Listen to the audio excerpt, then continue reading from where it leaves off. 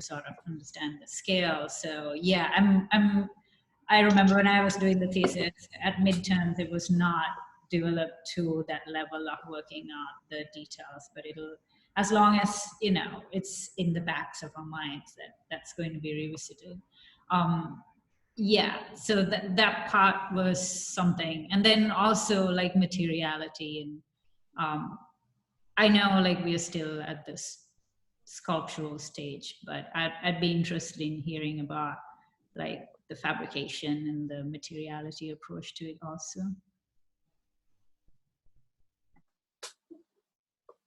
Thanks. Sorry. So I'm curious about the process of creating these forms, both at the apartment level and also at the larger building level. What were the decisions that you were making to kind of finalize the larger form and the smaller individual forms? You mean at this stage? I mean, I guess how did you go about kind of completing each module? You know, what were the decisions that went into, like, how did you get to a point where you determined that the forms were then kind of complete, or was it random? Only limit for me is the bounding box, probably, because I use the bounding box to cut those objects. Then I join them together. It will seems like they're all the same scale. So you weren't going after a specific type of form with some type of intended programming within that form. That's something that you're planning on working out later? Yeah, planning on working out later. Yeah. But I think what Paul is saying is really interesting, because I think it does really relate to your project. I mean, if you think about, because you talked about the shift between, you know, the modular modernist system to something new that's still modular. And I think if you think back onto the modular system, you know, at the basis, it's a set of ready-made parts that are assembled.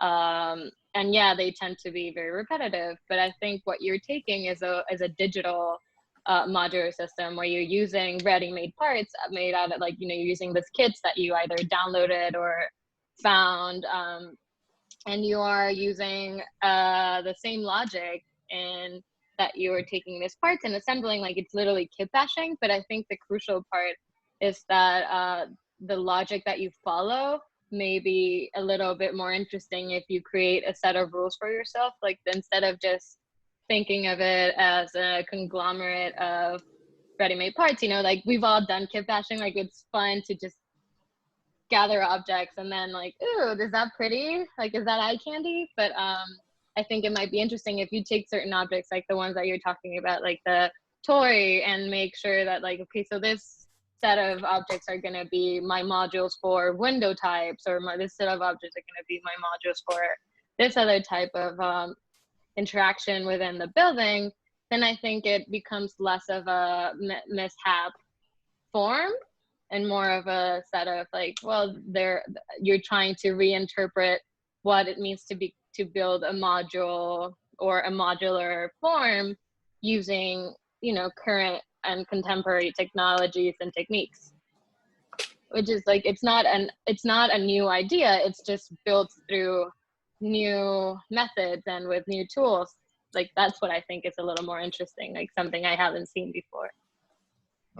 Hey, Jax, I think it'll be helpful, at least in the way that you talk about some of these things, to give a little bit of context and consider, let's say, what it means to make this version of Habitat 67 right now, and allow some of those decisions to shape, you know, how you make design decisions. So if we were to take, let's say, Habitat 67, for example, the sort of what you're starting with, we can kind of look at it for exactly what it wasn't, which was the sort of singular monolithic pruitt ego modernist structure that was housing at that time.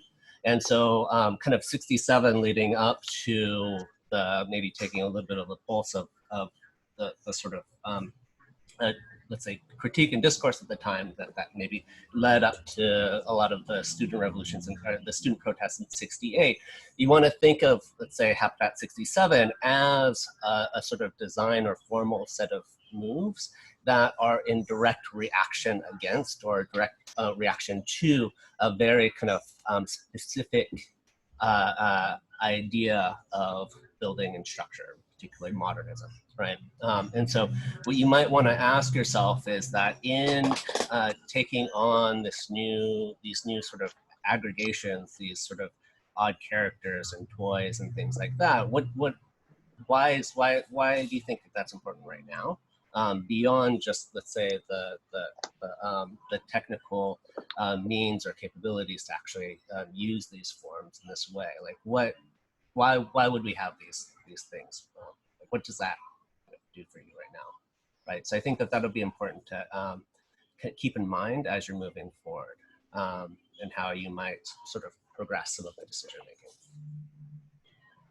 making. So let's go ahead and move to the next next group. Thanks, Jax. Thank you. Thanks, Thank you guys. Thank you. Okay, so Bowen and Yijin. Hi, I'm Yixin. I'm Bowen. And our project, the topic of our project is building as city, city as building. First, I will introduce the situation of our site. New York is the largest city in the United States with the city's population more than double the next largest city, Los Angeles. And Manhattan has a population of 1.63 million people, all living in an area of just 23 square meters. So it's a high density city. And we found some precedents of our project. The first one shows the steel structure supports an 84 horizontal planes, and all the planes have the different life. The second one shows the image of the vertical city. And the third one shows has the modular residential units that plug into a infrastructure mega machine. And our site is in Manhattan, the most densely populated of the 5 boroughs of New York City. And the site is the Grand Central Terminal. It is on top of covering 3 urban blocks at the 42nd Street, and it's the only building in New York to obstruct a great avenue and force a detour around itself. And it is also the transportation junction of New York City. And so we want also, it's the start of our transportation junction of our project.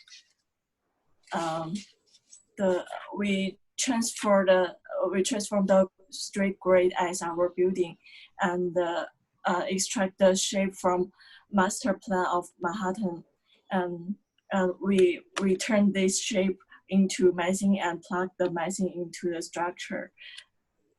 And the grade is used as wall, floor, structure, and transportation. And the relationship between the city and the grade, and the city follows the grade, and grade follows the city.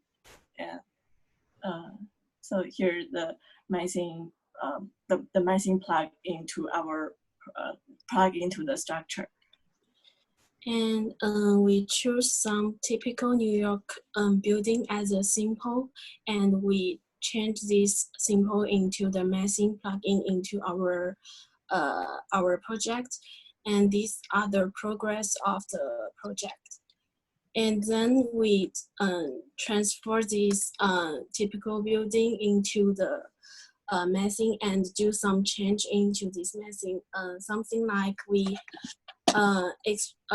extract some parts of the sculpture and into the like the structure of our building. Also, we scale them at the different size. Yeah, and we this one is original typical building, and this one is advanced our our simple, and we also add some geometry into our building. And we extract the texture from Manhattan and make them as texture maps of our residential and office park. And here are other programs of our building: the public space, library, museum, hospital, amusement park, theater. And these are the render test of our project. And this one is choose some part of the massing. Yeah, this one is a model photo. Yeah, that's it.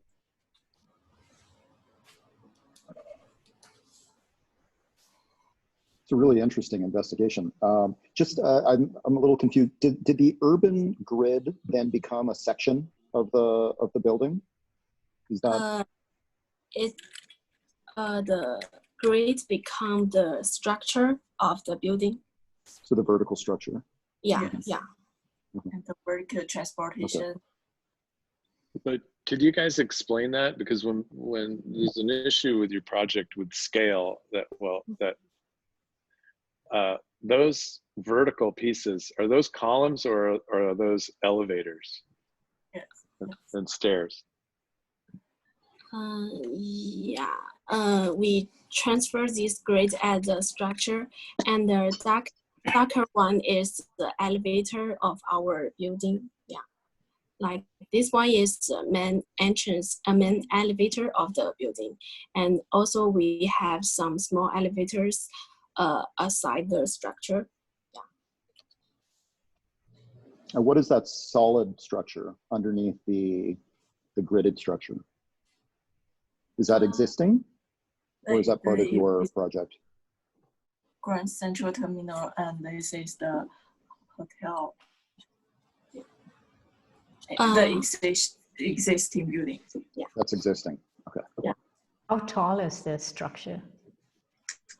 The total height?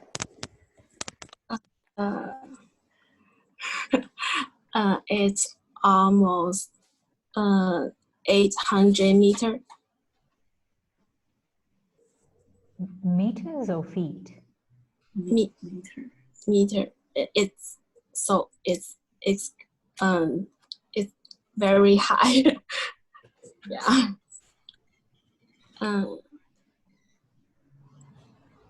Yeah, 800 meters is really close to a kilometer. That's pretty tall. Sorry, could you guys explain again that those aren't floors that are in your building that are horizontals, right? Like last time I checked, they were 10 meters apart. So it's like a mega grid. It's not really a structural grid, right? It's like those are walkways and vertical elevators. I just want you to clarify that because the scale of this project is really hard to understand. If you think of those things as floors, which they're not. I'm just going to interject that. That's all I want. Yeah. So to you me, guys trying to go for like a city within a city kind of condition, right? But it happens vertically. Was there a specific logic to the organization of like the hospital? There were, I think, 3 components that you guys had, like the placement of it. Is there a specific logic to it, or was it sort of randomized? It's more random, and unlike the hospital amusement theater, they will nearby the residential office space. Yeah.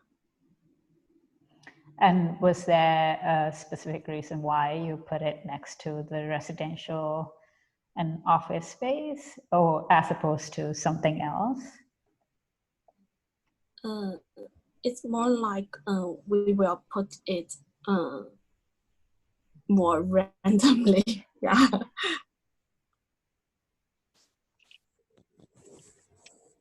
Were there any rules that you were working with in how to extract forms from the city into this building?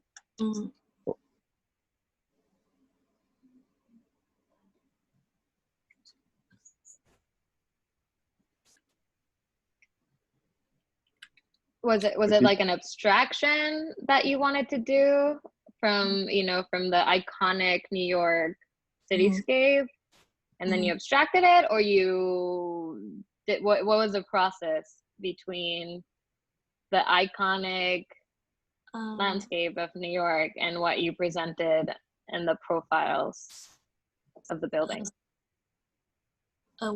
We abstract the shape of the typical New York building and change it into the massing or the frame of the shape. Like it's like a public space in a vertical city. Yeah. It seems to have an extrusion-like quality, that the elevation was then extruded into a depth. But what's interesting is it's relatively kind of coplanar. I mean, that it seems like that there's an opportunity within the scale for more articulation in terms of depth, because, you know, in some sense they're not all sliced, but it is very interesting, the idea of these extruded pieces. But I think that there may be opportunity to have a little bit more void and maybe undulation that gives it a more varied texture, you know, that really emphasizes that the extrusions are on all the same length. Yeah. Got it. I wonder if. Go ahead. Please go ahead. I guess I wonder if I'm trying to think, because this is a project that is has a couple of versions of it in maybe recent past. And I'm trying to think of like how to advance it and how to kind of build on previous ones. And at least from remembering these various projects, a lot of it has been a lot of discussion about how this sort of city building or this sort of dense grid exists within the city itself as a sort of singular building and as something that exists within the skyline that is a sort of density and the way that the city behaves around it. I wonder if maybe thinking about it in the opposite direction and purely as an interior, one in which all of the various types of spaces that you would find in the city, the courtyards, the long enfilades, the sort of whole catalog of various types of interior spaces that make up the city, how those get worked out through this odd appropriation of profiles within this dense mass, right? And so it would really require then kind of going floor by floor by floor by floor and each individual, let's say, profile, and kind of dissecting how that, what the actual plan or what the section of each one of those things would look like. And so it does require a sort of a degree of like intensity from on your guys' side to kind of flesh out and really kind of produce a master plan of this new city, this new vertical city. Right?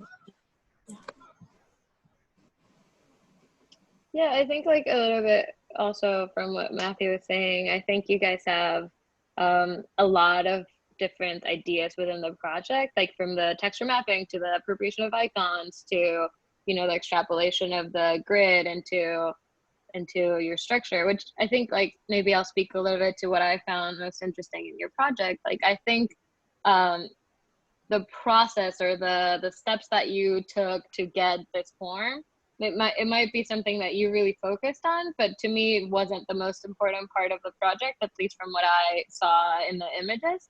I think what I found really interesting was this like almost like post-apocalyptic building that you're creating that emerges or is like so far above New York City, which we understand like is a city that has many conflicts and like in the future it's going to have many issues, but like you created this like building that looks not permanent to me. It looks like you built a ridiculously tall scaffolding, like, you know, the structures that people use to build buildings, and like it looks like you did that, and then you start populating like with program haphazardly, not in a negative way. I don't mean like haphazardly as in like you didn't care for where it went. I think you did it with the intention of getting a visual effect.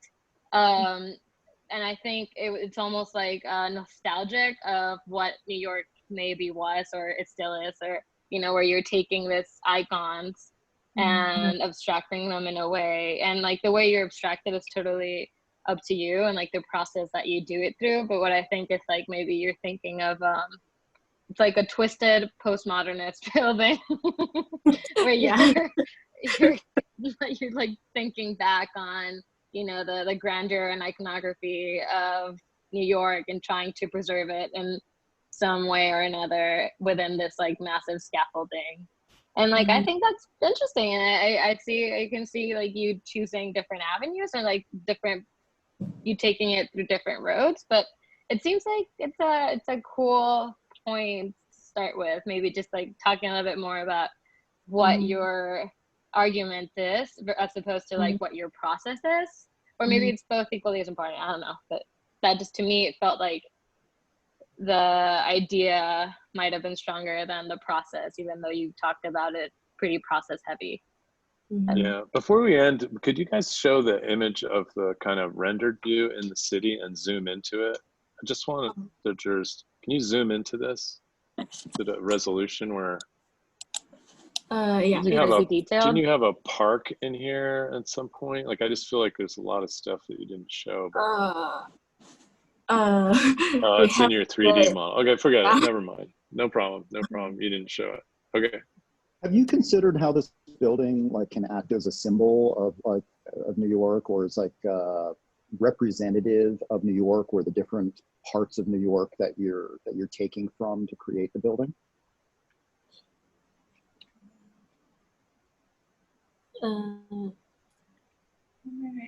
It is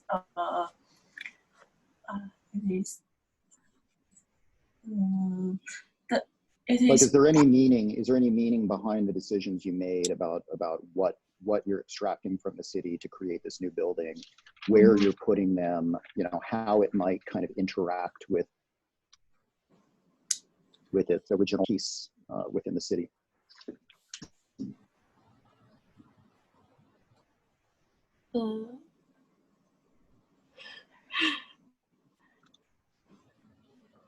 I think it's okay not to have the answers right now, but like these are all good points to think about because you still have like 6 weeks or something for the remainder. So think about organization, like, you know, these decisions that you're making, not so random. Like it has to represent something, or it's more interesting when there's process behind it. Yeah. I just want to Paul. Sorry. Go ahead. Sorry. I just want to add one single thing to Anne's comment. Your project reminds me a lot to the Fun Palace by Cedric Price, but in a vertical version of it.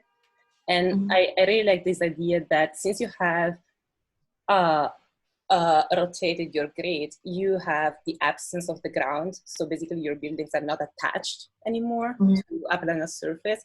You have here the possibility to kind of like reshuffle them around every time, and like having the possibility to create new relationship in between the singular pieces. So maybe that's something that you can think about. Like you have many elements in here. I'm not thinking that you can find a solution for each of them, but maybe you can think about a strategy or a methodology that you can like use, and you can maybe make a couple of examples of how these they're like buildings or like pieces of buildings can like kind of aggregate together, and what can they compose once they are like one single piece, and then what happens like in the second stage when they start like shuffling within the structure. That's super interesting. I think like that also kind of relates to what Minori and Paul were saying about how you think of the building as an abstraction of New York. And like I think like if you're thinking of, you know, the Upper East Side of the building is this one section, and you're abstracting either icons of the Upper East Side, or you are, you know, you're also using this like texture mapping combination of like different texture mappings is what I kind of see from like different buildings, and you can use that as a way of representing a borough of Manhattan, and like thinking more about how do you categorize this like incredible array of objects that you guys have. Mm-hmm. Yeah, yeah, it's a good idea.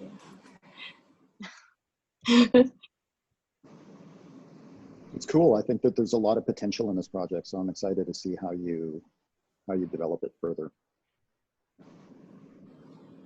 I wanted to say one thing about randomness versus compositional kind of ways of doing it. I think you need to be able to be more forceful in answering questions a little bit. But I understand everyone's a little nervous, and it's okay. But to me, there's a compositional aspect of it that's about distribution. Understanding that cities are horizontally distributed, like X amount of hospitals per square mile, X amount of public amenities, etc. And then there's public space. So in our discussions, we've talked about that, and that it's okay to work both ways, a kind of base logic of we only need a couple hospitals per capita, but then they can be positioned compositionally vis-a-vis form and a grid, vertically instead of horizontally, which is ultimately what the argument is. Everyone wants to know why and how you make forms, and these are good interrogation questions that you need to be able to answer. If you take iconic shapes from New York and transform them, do they lose their meaning? Do they still have their meaning? Do you care? Does it matter? These are all really good questions from the jury. I do think when we get into this thing, like these vertical they're not columns, those are banks of elevators and stair cores that look like columns, but they're mega structure. And then horizontally, they're corridors, they're tubes. And I'm telling you guys, like these are a bunch of architects looking at it. When you show the grid, they think they're steel beams and columns.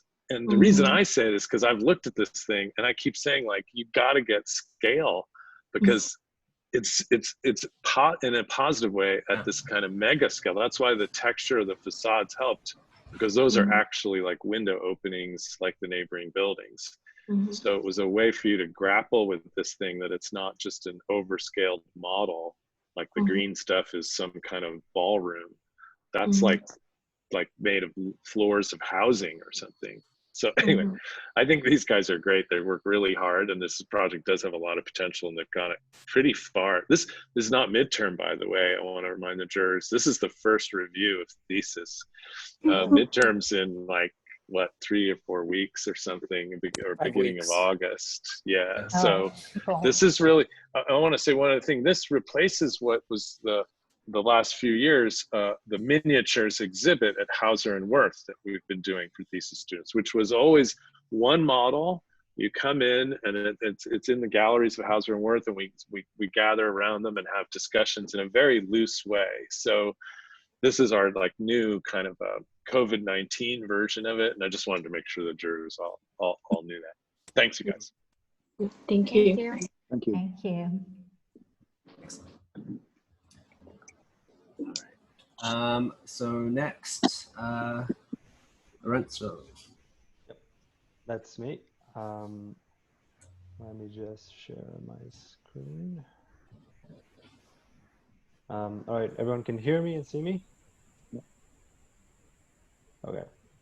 All right, so hi, my name is Lorenzo, and my thesis is called Blank. So just to give you like a background of it, what I associate with blank and not blank architecture is essentially on the left is Errico and Moss umbrella building, where the building is kind of in your face. It doesn't really get out of the way, and the architect is very present in the building.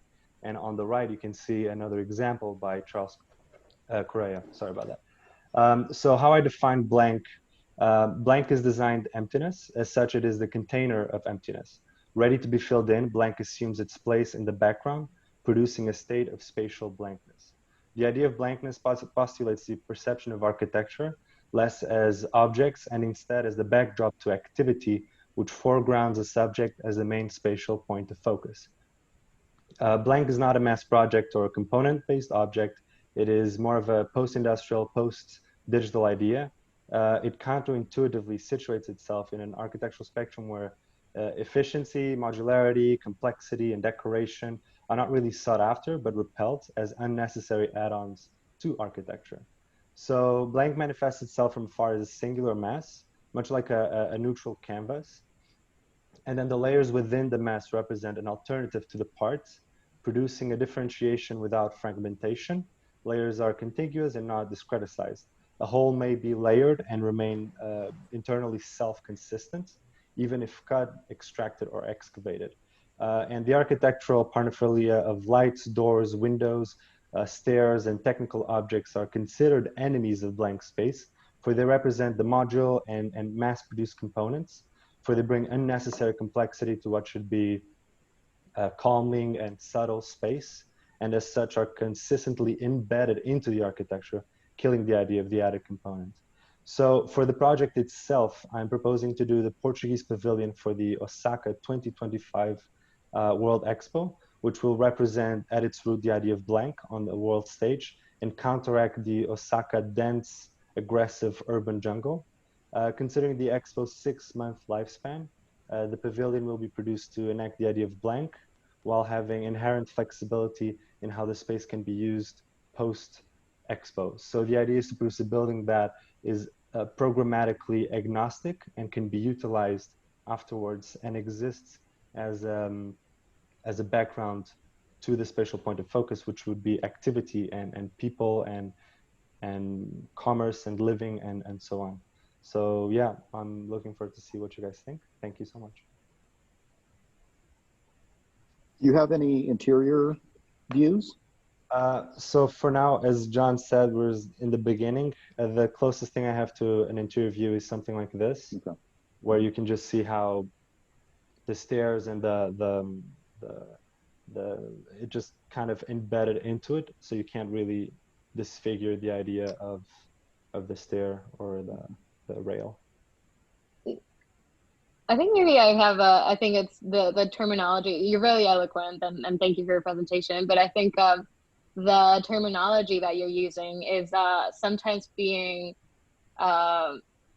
changed. I think you consistently use the word blank, but in certain moments I felt like you were referring to void, or in certain other moments you were referring to like continuity, where like you're talking about the single surface in many parts of your project, and especially in the interior where you see the handrail turns into the wall, turns into ground, turns into stair.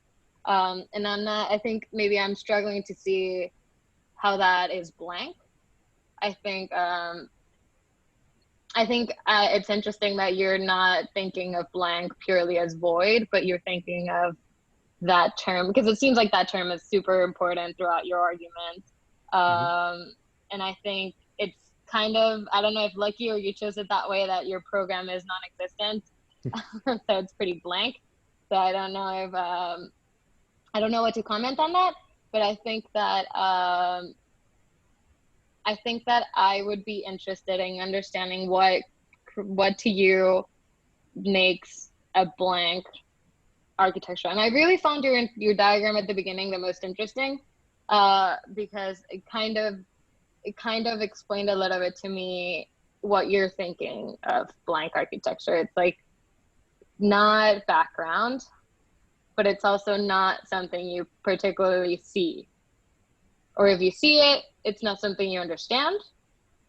Is that not right? I think you're right on a few points. So the idea is more to produce space that from its starting point doesn't really get in the way. So I think the diagram helped me as well to kind of define what blank means. So as I see it right now, a lot of what's being pushed right now is architecture to capture new roles and do all these amazing things.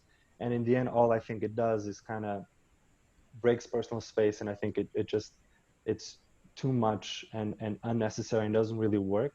So the idea here is to produce a building that effectively kind of takes a step back and allows whoever wants to inhabit it properly with whatever activities they want to do. So it's not really background, because you can still interact it with the building itself, but only if you really choose to.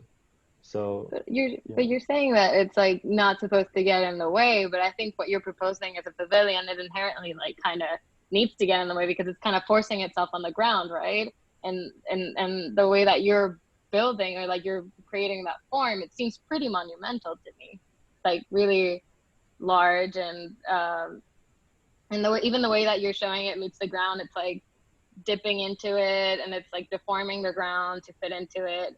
I don't know, like maybe something like what I think about when I see this, it's the ghost house, you know, the chain link fence house that lets nature grow on it and things like that. And I think, I don't know, I think I'm having a hard time thinking of, I mean, maybe that's a good thing. I'm having a hard time understanding the form relationship, because it seems like form is important to you, to the argument. Yeah, I feel the same way. I understand the blank concept and the negative space that the building is creating as a void and devoid of program. But I think the logic doesn't really hold when you show, you know, an object building and then, you know, a contrasting building that's void, but then the building that you show is an object, clearly a sculpted object that I don't see that much differentiated, frankly, between like the Eric Owen Moss building. I mean, it's clearly a powerful building if you were to, you know, imagine it as a shape. It's very shape derived. So I think that there's a little bit of a schism between what you're showing in the initial concept, because this is, you know, it's a look at me dramatic, you know, building that has your own conceptual footprints clearly on it. And so I don't think you necessarily have to change the building as much as maybe provide more logic behind the idea of the blank. You know, if the blank is the negative space that the building creates, the voids, and that's really what you're exploring, or, you know, the way that the voids are created by this shape relative to the context of the other buildings. And so that's really what's interesting, is not the building, is the negative space that the building creates. Those would have logic. But I do think it's hard for us, I mean, speaking, I think Ann and I are saying a similar thing, that, you know, your logic is that, you know, this is a void building and it's clearly an iconic personal object. Yeah, I agree. It's because of how much you spoke about blankness and adaptable use of the building after this is done. I'm wondering, what is this building doing that just an empty warehouse isn't doing? You know, there's something implied in the form and the spaces that are created both inside and outside of this building that do not lend itself to any use. You know, it seems like there is some type of implied, intended use for this specific form that you're creating. Yeah, I mean, I think it kind of like maybe where we're all struggling with is that the fact that they doesn't have detail or is void of program does not a blank architecture building make. Like I think the fact that it's seamless doesn't make it void. I mean, doesn't make it blank. I think, like, yeah, it's a much more interesting conversation when you think about how do you create architecture that is blank, not necessarily devoid of detail or technical instrument, but that's blank in terms of how it touches its context or how you interact with it, right? That's what you're thinking of. Like, it should be blank to its like its audience, to people who interact with it. And like, how, like, does that mean that then it is so embedded into its context that it is seen, like these don't see it, or that it is, you know what I mean? Like, I think the avenue is not to make a building that's seamless or doesn't have any technical detail or detail at all, because I don't think that is really making a blank building. Yeah. I don't know. I think it's interesting to think about what it is in terms of architecture, though. I think it's a cool idea. I could imagine. Oh, sorry. Go ahead, Paul. I mean, I could imagine this, you know, once it's in its initial use as a pavilion is up, I could imagine it being just an urban public space, you know, that could be used in a variety of ways. That said, I could not see it used, you know, as a school or a hospital. You know, I think if you could kind of narrow down your definition of where that boundary of blankness or adaptability kind of extends to, I think the project would be more legible, and the blank reference would be more clearly understood. You know, in terms of surfaces also, I mean, if one were to imagine these being reflective surfaces, then, you know, the building, regardless of its shape, because of the reflective angles, might just mimic its surroundings to where the building almost disappears. That seemed to me to be really an interesting idea that would follow the concept of blank. Or if the building was a series of projected surfaces that, you know, completely changed, you know, then you're saying, okay, well, it's an object and has all these planes, but they kind of dissolve into the context of the landscape. That could be interesting, and that it's blank. Or like an implied architecture, like that to me would be like blank. Like if you, to what point can you abstract architecture that it's implied enough for you to understand that this is a door, a wall, this roof, but it's not built? I don't know. Maybe a much more expansive set of references would be helpful.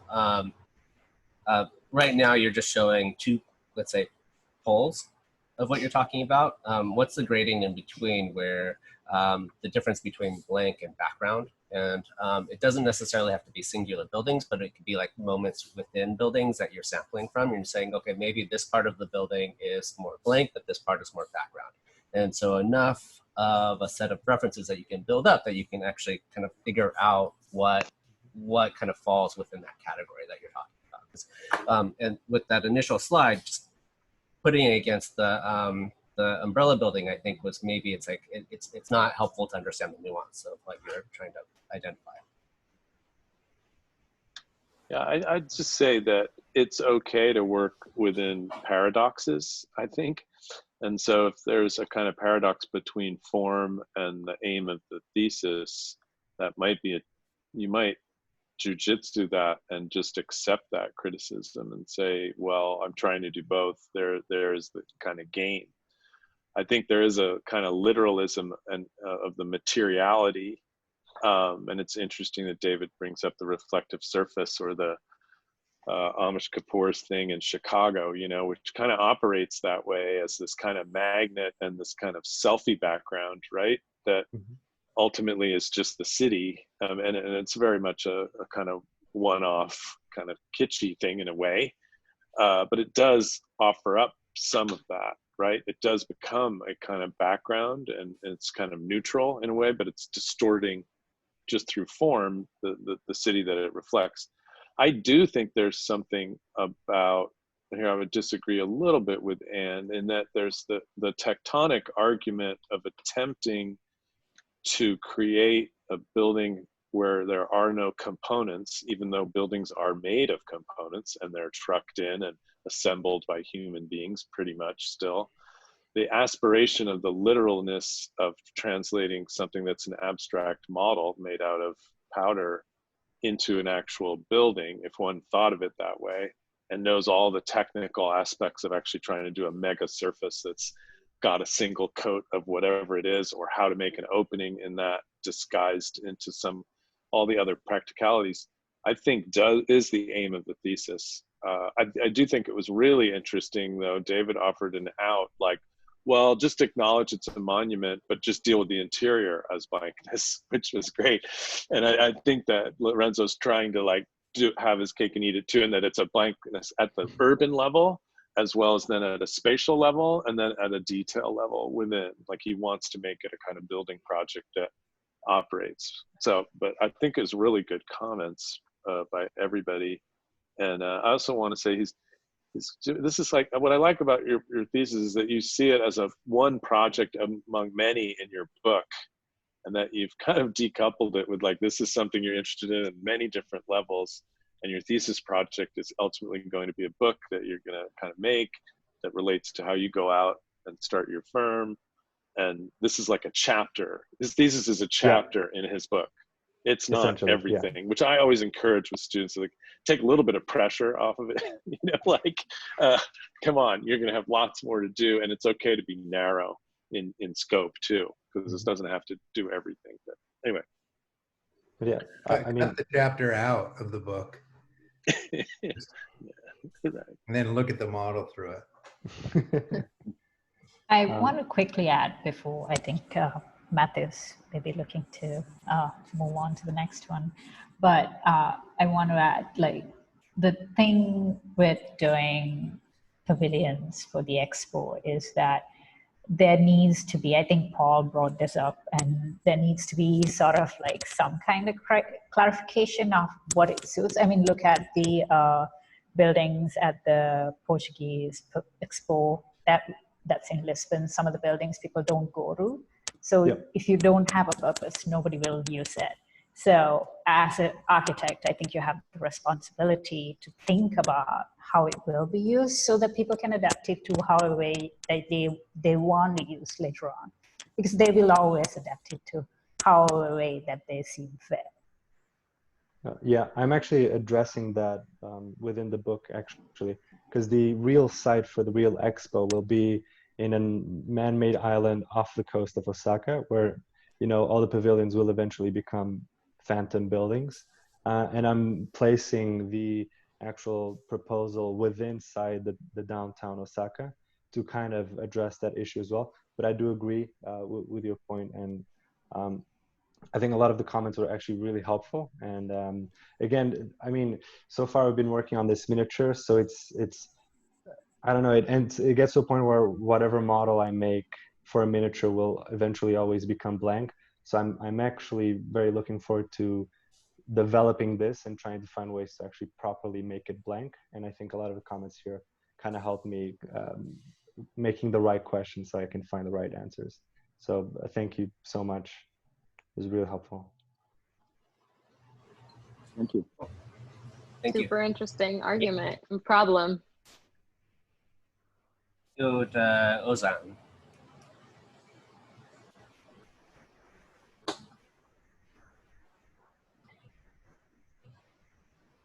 Hey everyone, can you hear me? Yep. Okay, so my thesis explores the possibility of making interventions on the historic buildings through the techniques of estrangement. And my case study for it is the Bradbury building in downtown LA. And by using the techniques of estrangement, I'm designing an addition to the building which wraps around it from the Broadway street all the way to the 3rd Street, which is this strip behind the building. And it also allows urban access from the sides of the buildings, which allows users to observe the new faces of the buildings that I'm designing right now. And my thesis so far has been a facade study on the Bradbury building and the new redesigned facades that I made. And I call this every facade on the Bradbury building after the reference of Ed Ruscha's Every Building on the Sunset Strip. And so it looks like this. Yeah, I'm gonna show you in a minute my interventions. Yeah, it's like a folded series of drawings. So this is the unfolded version of it. And so this is the video panning through the facades. So this is the 3rd Street, the little intervention that I made on the existing hierarchies of the the bottom, the middle, and the top. And this is the actual building from the 3rd Street, the corner condition, and then the Broadway Street. And then there comes my intervention on the Broadway Street, which works in misalignment, as you see here. And I challenge the hierarchies of it, the ABC diagram, which is the bottom, middle, and the top, and the elements which makes up this hierarchy. I try to make new compositions by reassembling them in different ways. Oh, sorry. And later, can you show us exactly where your design starts, the boundary of where the existing and the new happen? So if you can see my mouse, so from here to here is the existing Bradbury building, and this facade to the other building, and this facade to the other building, and all the way around it is my intervention. Can we see that again on the elevation view, the video? Yes. So if you see here, from here to here is the existing Bradbury, and this is that little part, and this is that little part on 2 different streets, and this wraps around this wraps around all the way to the back, from here to all the way to the beginning. I don't know if it makes sense. Yeah. So it kind of wraps around. So yeah, and you can see where was I? So yeah, this is where the Bradbury finishes, and my intervention on Broadway Street. And on this one, I attempted to challenge the verticality of the elements of the facades and try to change what's vertical, like this column or the gate or the arch windows, make them horizontal to make another composition of it. And this one is more about enlarging the ornaments that are very small on the existing building. This is about the rotation of the elements.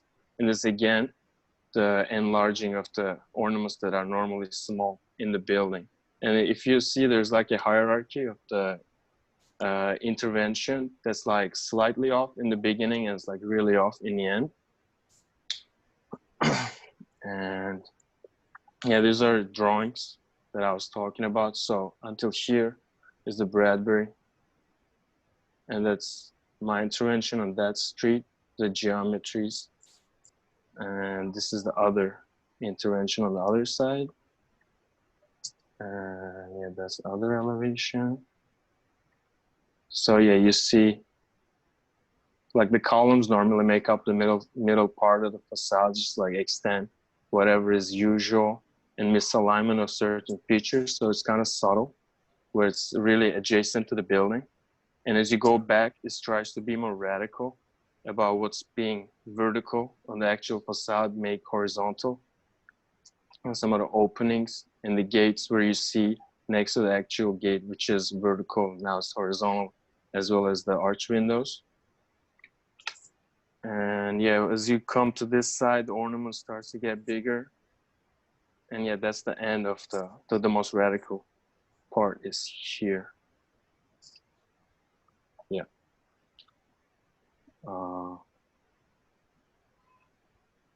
Yeah, I think that's it.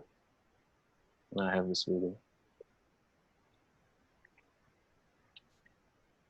I have a question.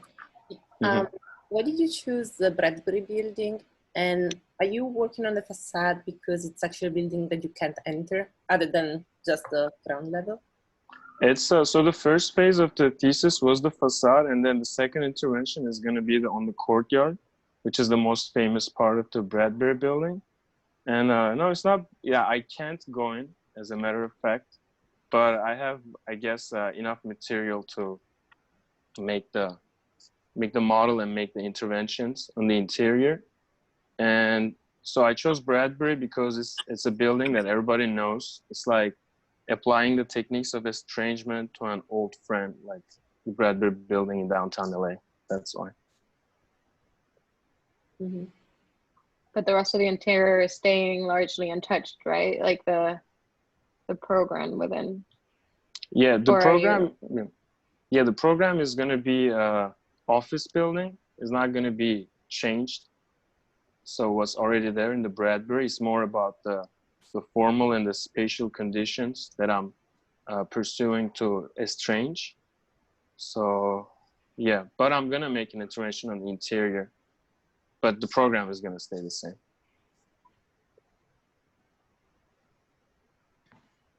It's an interesting exercise in the taking a very repetitive building and then creating some radical, alterations that would require subtlety. It didn't seem like, I mean, it's obviously an academic exercise, but that elevation isn't really even visible, right? I mean, because it's right up against other buildings. Yeah, that's actually something we talked about, John. It's you can see it with the urban access, which I talked in the beginning, but it's not like a public face of the building. So they might, in the later phases, change my attitude towards the estrange, towards like how I'm gonna estrange building, because you're like right next to the, like right in front of the building, and you see it from the like bottom to the top. So yeah, that's actually a good input for me. Because it's an alley. I think it's an alley condition all along that edge, is what he's saying. Right, like but he didn't go all the way to the party walls, in other words. No, I understand, but it'd be very hard on the exterior to, for somebody to actually get any kind of referential perspective to understand what's going on. But the opportunity right now, your extrusion of that elevation is completely flat on the inside. And the presumption is that it's maybe a conventional inside, but if you have this wonderful courtyard, it seems like it's reversed. It's almost like the intervention should be on the inside, facing the courtyard, where you could really experience that texture in that building, and how interesting it would be to be like inside the repetitive vocabulary, looking at an abstracted one. How did it get distorted in some way? And I think that there's an opportunity for you to really play with that and the texture. I was also interested in it may be hard to see in the model, but it seemed like you just ran your brick pattern in the same direction, even if something's inverted. Yeah. All the patterns are horizontally. Was that a conscious decision in the texture mapping, or, would you want to be kind of rotating the orthogonal grid of the brick pattern? I guess it was a conscious decision, because what I was thinking was, whatever the formal estrangement is, facade is, as I consider it, is a flattened 2D entity, and I would like to treat it like everything like juxtaposed in the end, even though formally it's like unusual or like weird or off, which is actually the title of my thesis in the beginning. Yeah. Oh. I think this is it's really interesting. I really appreciate I think the drawings are really beautiful, and the way that you presented the full elevation is really cool. Thank you. I'm a little unsure personally about this almost indistinguishable point where your intervention takes over. Because the Bradbury building is such an iconic piece of architecture in Los Angeles that in a sense, it almost feels like you're stealing the building and making it your own, because of the amount of facade that you're adding to it. It's like the original building is just a small slice of what's visible from the street. Have you thought about I really do appreciate the kind of subtlety that you've incorporated into the way that you've kind of evolved the facade. But have you thought about kind of integrating maybe a bolder move that, while clearly kind of continuing the patterns and the material of the original Bradbury buildings, you would also be making it something distinctly different, so that you're not so it's not coming across like an extension of like an already kind of beloved building? Yeah, are you asking this like ethical question of distinguishing my intervention from the actual Bradbury? Not so much ethical, more of a kind of a visual distinction. Like, is there a way that you can kind of make this yours rather than kind of making the Bradbury project yours? You know, I'm trying to kind of put myself in the you know, within the context of that of the building, and I'm wondering if that kind of subtlety in how the new facade transitions from the existing facade, if that is going to reduce the quality or the experience of the original Bradbury building. Yeah, you know, that's a really interesting point. Yeah. And Ozan and I have I've described to him what the Secretary of the Interior's standards for historic preservation are. And if anyone who's ever ran into those knows, one of the things that are usually asked is that a new addition not mimic the historic building, but in fact differentiate it from it, right? And this goes completely against that, right? So in a sense, it's a radical proposition for a historic building because there's no way it would pass through, because it's kind of a purposefully weird, bad copy. And you're absolutely right.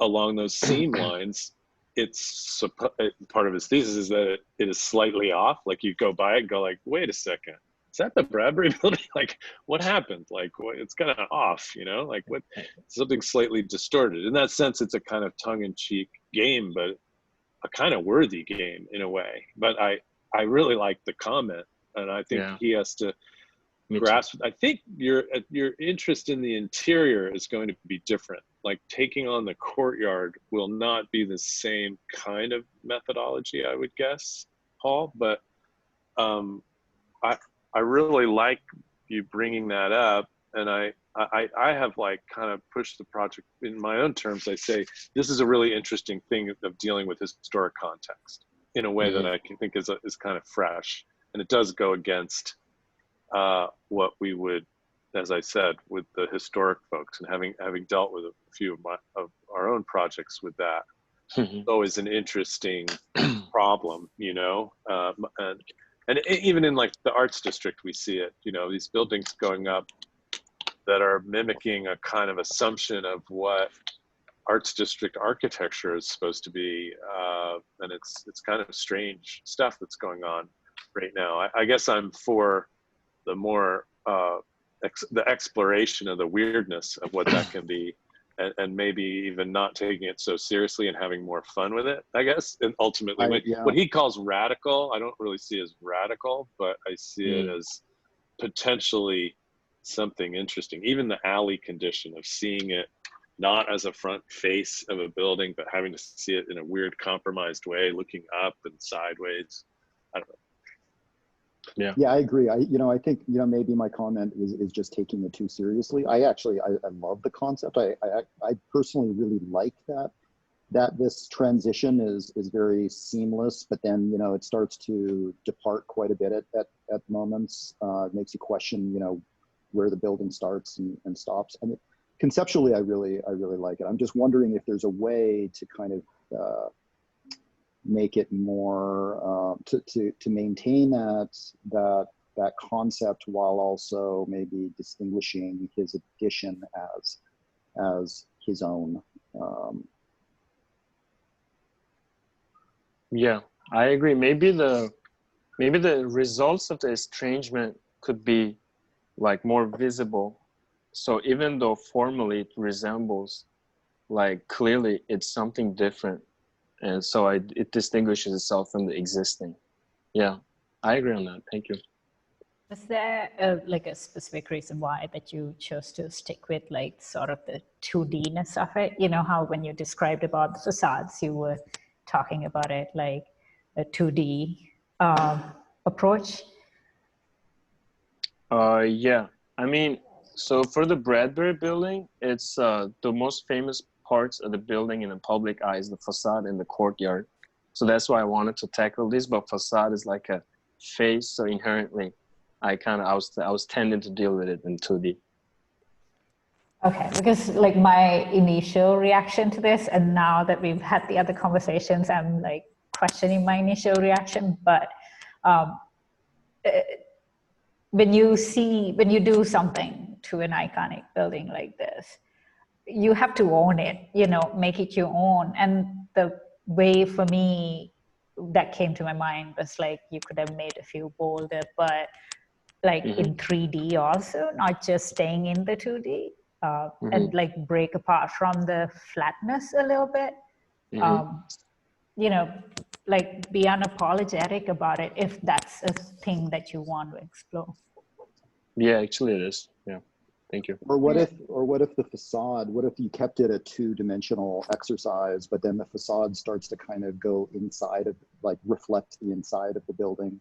You know, maybe it's not just the wrapping that the facade is mimicking, but maybe it's taking architectural elements from the parts of the building that are invisible from the street level. Yeah, that's actually a great idea. I mean, I think that kind of was what I was thinking as well from the beginning. I mean, I think you did a great job, and it's really beautiful. The accordion elevations that you made, I think those ones are truly, truly beautiful. But I think the point where I saw maybe a distancing from your argument was with this 3D views, because I think you're showing, you consistently show blank past the plane of the skin, right? So you consistently are showing nothing. And that's okay for the 2D, but I think once you go into 3D, it does become a little bit more guesswork to me. Like at what point does the interior meet up against the back of that facade, and at what point is a distance from it? Like, is there a moment where I actually get to see through the facade and have a few moments of airspace and then meet another surface, or is it always going to be glass right up against those voids?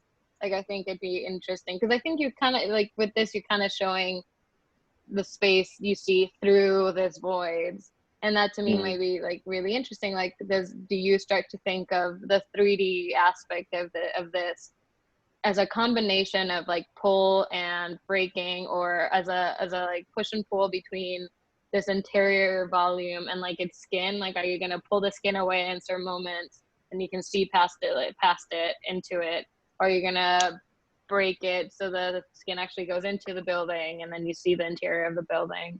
Like, I think that might be a little more bolder and like a little less subtle than what your style is at the moment. But I just encourage you to also go into a little bit of a 3D, like, not maybe if you don't want to, that's totally okay. But I think it might be really interesting in helping your project develop if you do start thinking about how it interacts with the rest of the building in a way. And yeah, I think it's something that I kind of struggled with in my own thesis, because I had the similar condition where I had an envelope and then I had to put a building into it. And you don't have to deal with putting a building into it, but I think you do have to acknowledge that there is something in there, and that either like the relationship is distanced or that it's right up against it is maybe where I'd start to think about it.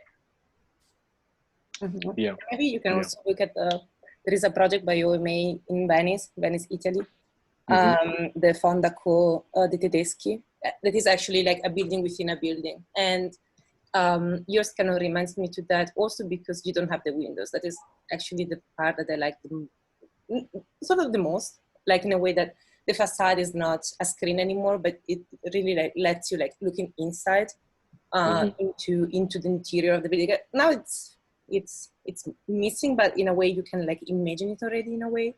So I would really look into that project because it works very similarly to your project. Yeah, I'll check it out. Thank you. You want to see through it, like it's almost like a mesh. Yeah. Like it's that's also what I was kind of appealed. That it was appealing to me. But it's not really what you're proposing. It's like just what I'm. Yeah. Like in Italy, like the lower part of the facade where you have like the portici is always like, it looks like a facade, but it's completely empty. You have like a space behind it. Yeah, I'll check it out. We should move on to Eli. Okay, thank you, everyone. Thank you. Thank you, Evan. Have a nice rest of the day. Yeah. Hello. All right. So my project is a hospital. Share screen. All right. So outwardly, hospitals are they're symbols of civic largesse, medical well-being. However, inside, hospitals contain people facing their greatest medical and personal crises. So as a place for addressing such crises, the efficiency and safety of the hospital design is an ethical rather than a utilitarian imperative. But such concerns yield designs with rows of rooms packed along corridors, inviting comparisons to prisons. So the cost of this efficiency is that such environments may amplify the sense of disadvantage in patients coping with involuntary passivity from illness. So my thesis subverts prison and hospital formal design cliches to overcome the sense of disempowerment and confinement in patients. So the type of prison I've been using to design my hospital against is the Panopticon. So Panopticon is, in its broadest sense, a building type in which there's visual access to the entire place from a privileged viewpoint. So a benign example might be a theater, but as a prison, a silo of rooms is given unobstructed visual access to the central observation tower. So a hospital program can be divided broadly into the inpatient clinical zones where the patients sleep, the outpatient consulting clinical zones where they don't sleep, and then the support spaces, which is like everything else. So labs, offices, administration, laundry kitchens, etc. And these are areas where the patients don't usually go. So they tend to come out like this. So you have 3 zones that are independent with patient rooms at the periphery or at the tops of towers to afford windows where the beds are. And the consulting and support areas are in the bottom or in the middle, and they may have no windows. And there might be a courtyard or an atrium, and it might be less rectilinear like in this in newer buildings, but the designs all generally take this approach. And this may also be a programmatic compromise. For example, let's say the surgery department might have operating rooms, examination rooms, offices, and inpatient beds, all in separate areas of the hospital dedicated to those things. So I propose to cluster these spaces together with within one extended horizontal space. So the support areas will be revealed by removing their walls and sinking the floors. And this way, patients can look down and into the support areas as they circulate, and this will connect the patients to the work of the hospital, elevate patients within it. And this design affords the internal vistas of the Panopticon, but subverts the Panopticon's drastic guest-host hierarchy. And so now the guests can observe the hosts. So the site I'm working at is an empty block in Upper Manhattan in which I-95 highway passes as an exposed tunnel. So there are already 4 residential buildings that span this highway. So close up, it looks like this. And then down here, you can see the views from the road. So the different scales of the surrounding buildings, the local roads, the interstate roads, the parks, bridges, and the unique condition of the highway directly below exert a pull on this spot. So this massing is of 2 coils, one nested in the other, which comes from a shifting and scaling of the Panopticon tower in the silo massing. So the height matches the high rises, but the south facade, which you see on the left here, which would have the main entrance, relates to the older, shorter buildings. So the coiling plan is an extension of the highway ramps, and like the neighboring residential towers, the building is elevated above the highway on columns. But in this case, those columns extend up into the building space, linking the highway to the space above the ground. So from the highway, this gives a greater sense of driving through the building rather than merely underneath it. And the columns are also a structural inversion of the George Washington Bridge suspension cables. But the drawback for this particular massing as it stands is probably the underutilization of the space of the site, which could call for like a second mast, you know, going like that, fit around the empty space. Or I'm considering a separate separating the masses more completely. So here, the intersection of the two towers is expressed as an interpenetration between discrete porous masses. So this miniature is a chunk showing the interlocking of the two masses. And the issue that it tries to help solve is what scale is appropriate to inhabit such a structure. So the surface is removed from half of it to show possible structures at two scales, also at two orientations. And the superposition of these creates a structure which is impossible to habit as it is, but it also suggests a not impossible facade system. So it's good working in parallel from the different ends of the spectrum, considering the program and the massing with respect to the site or not. And each does inform the other. Hopefully these ideas will all converge soon.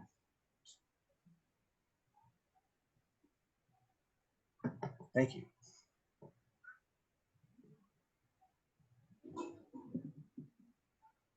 You guys hear me?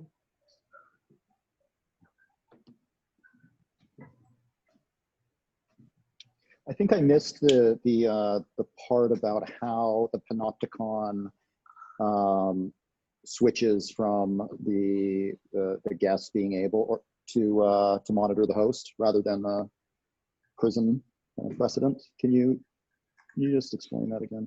Yeah. Okay. So the idea is that here in the brown, you've got these support spaces where people are working, and so. You know, this is where the patients don't go, but these are places that are closed off to where the patients might go. So in this configuration, the patients can circulate throughout the space, see what's going on in there. And so they are observing the people that are keeping them in a sense. So it's a reverse of that relationship. Okay. I think in the time of a pandemic, it's very interesting to look at a hospital, especially in terms of like containment and like the very utilitarian problems that you might encounter. But I like the idea of sort of like inverting the thing because, you know, there are some areas that the patients can't go at all in current hospital system, and it's there for a specific reason. But this is sort of challenging them, and I love the location that you chose. That is, it brings its own set of, you know, challenges because being right above a highway, I wonder how it is with the existing residential units there experiencing it, because a hospital is a place where you go to recover or, you know, get diagnosed. And I wonder if you like looked into that at all in terms of like well-being aspect of it being right above a highway. Well, yeah, we considered that. So I guess you could say that that part of this project is speculative. And I would hope that at some point when cars you know, use electricity as their primary source of power, you know, the pollution aspect of it won't be such an issue. Oh, please go ahead. Okay. I think just starting off from where you started your argument, when you started talking about, you know, thinking of a hospital as an ethical design challenge rather than function formal design challenge was really interesting to me. I think that's like that's a really unique point to start from. And I mean, I think it translated well into your idea of the Panopticon and opposing the hierarchy there. And then I saw this and I thought this was going to be your project. And I was curious. I was like, wow, that's pretty diagrammatic.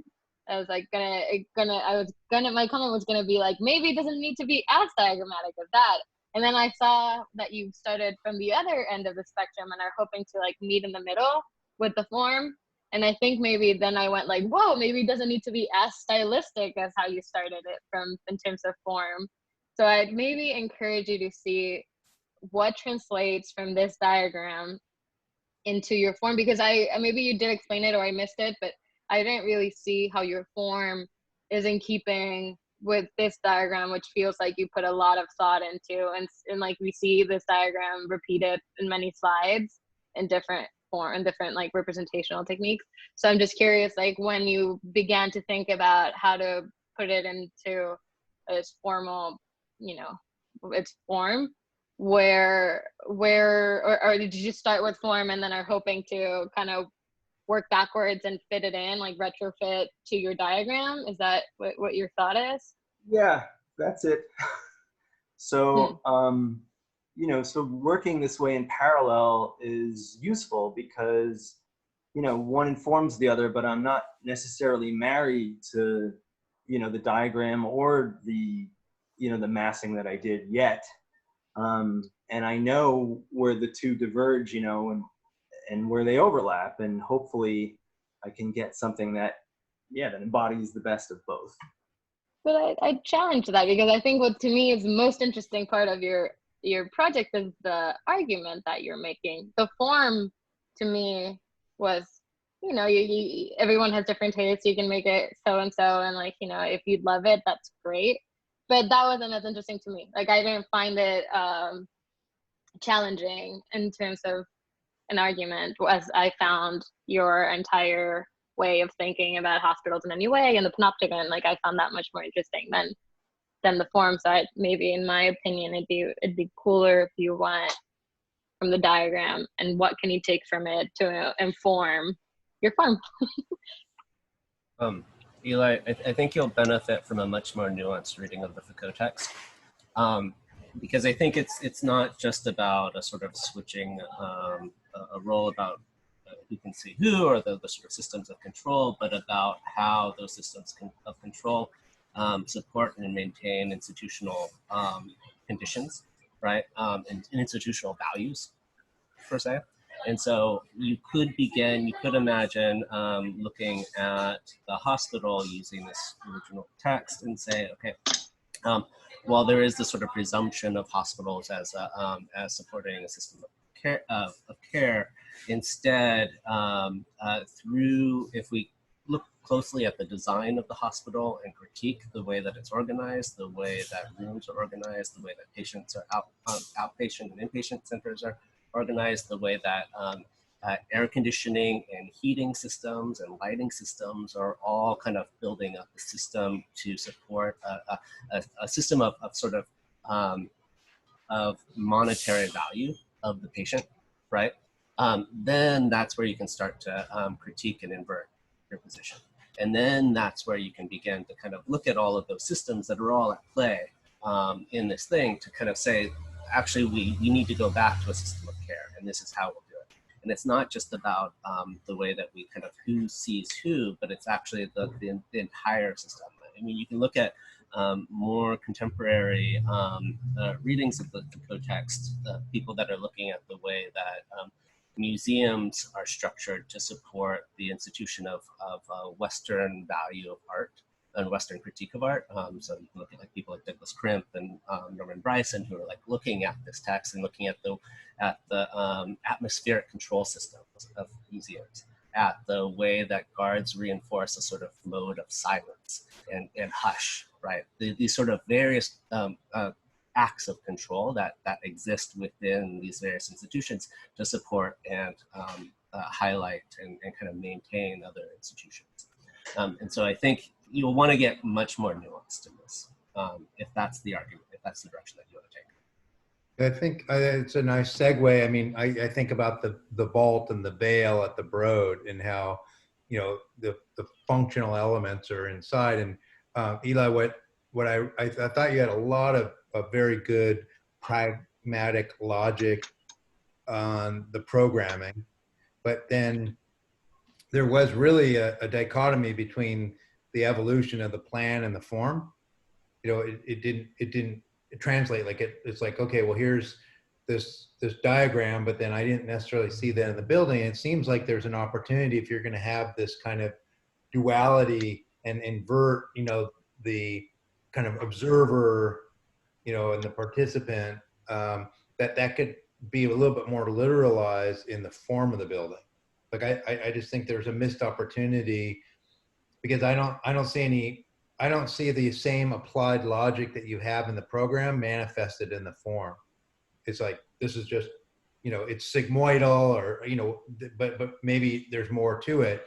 But I think it would help to apply the same logic that you had and give meaning to the how you drive the form. Okay.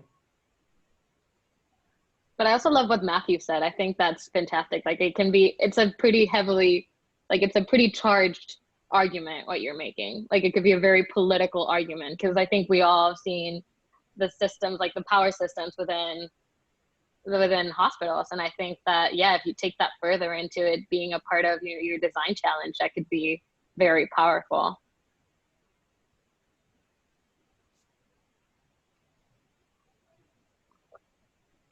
Yeah, I second Anne's earlier comment about maybe stepping back and furthering the concept of the reverse panopticon. I think I agree that that's one of the most interesting aspects of this project, and I think that could be explored more before you start getting into form or site specifics.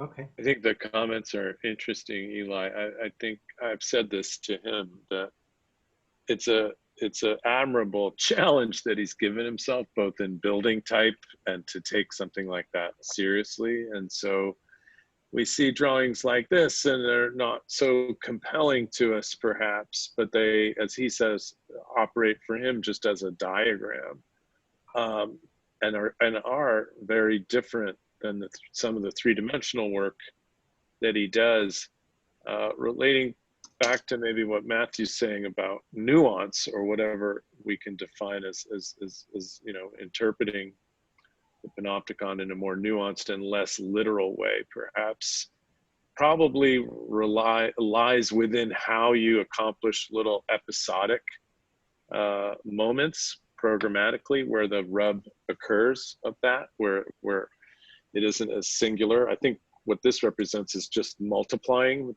the relationship of a panopticon and overlapping it. So there's just a lot of it.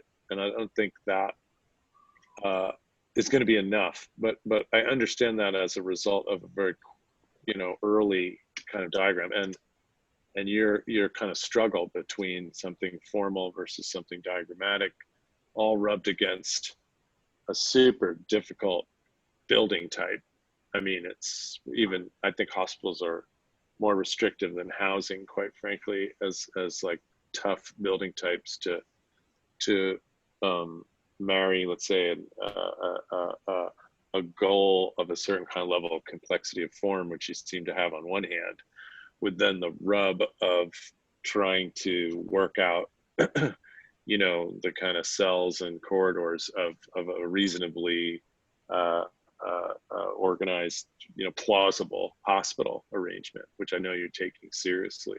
It's going to be a tough haul for you to get there, but I'm glad you're challenging yourself with it. I mean, you know, we don't really see these days a lot of kind of programmatic thesis in graduate school at SCI-Arc, you know, where program is even like talked about. If anything, over at least the last decade, it's been kind of stripped from what is discourse and saying, yeah, there's program, but it doesn't really matter. And we could debate that another time, whether that's, or whether it's an effective pedagogical tool, but you're rubbing against that certainly. By the first thing he says is, I'm doing a hospital, you know, which is like, essentially, and then at SCI-Arc, we're telling you never do that. And so I like the braveness of that. He's really rubbing against, you know, things. And when you do that, you get drawings like this, you know, which are like hard to kind of like, wow, how are we gonna push through this? So it's my way of saying we're gonna keep at it. We've got a lot of work to do this summer. One reference that I think will help Eli is also just look in depth at the Apprentice Women's Hospital by Bertrand Goldberg. I mean, let's say your plan right now, as it is that's on the screen, is kind of reminding me of that. But look at the sort of politics and the discussions around how it was actually organized, and what sort of the debates that were actually happening about the context, right? In Chicago within the sort of 1970s, concurrent to certain rise of women's rights movements. You might, so look at the sort of plan organization of that, and then take a look at Sylvia Levin's most recent book, The Architecture Itself, where she talks a little bit about that. This, the Women's Hospital was also featured in the, as a sort of, was also in the exhibition that she did at SCI-Arc a couple of years ago. There was a big sort of oval window, if you remember seeing that. That was pulled from the demolished Apprentice Women's Hospital. And so I think you might find it interesting in terms of some things that you're trying to accomplish. Okay.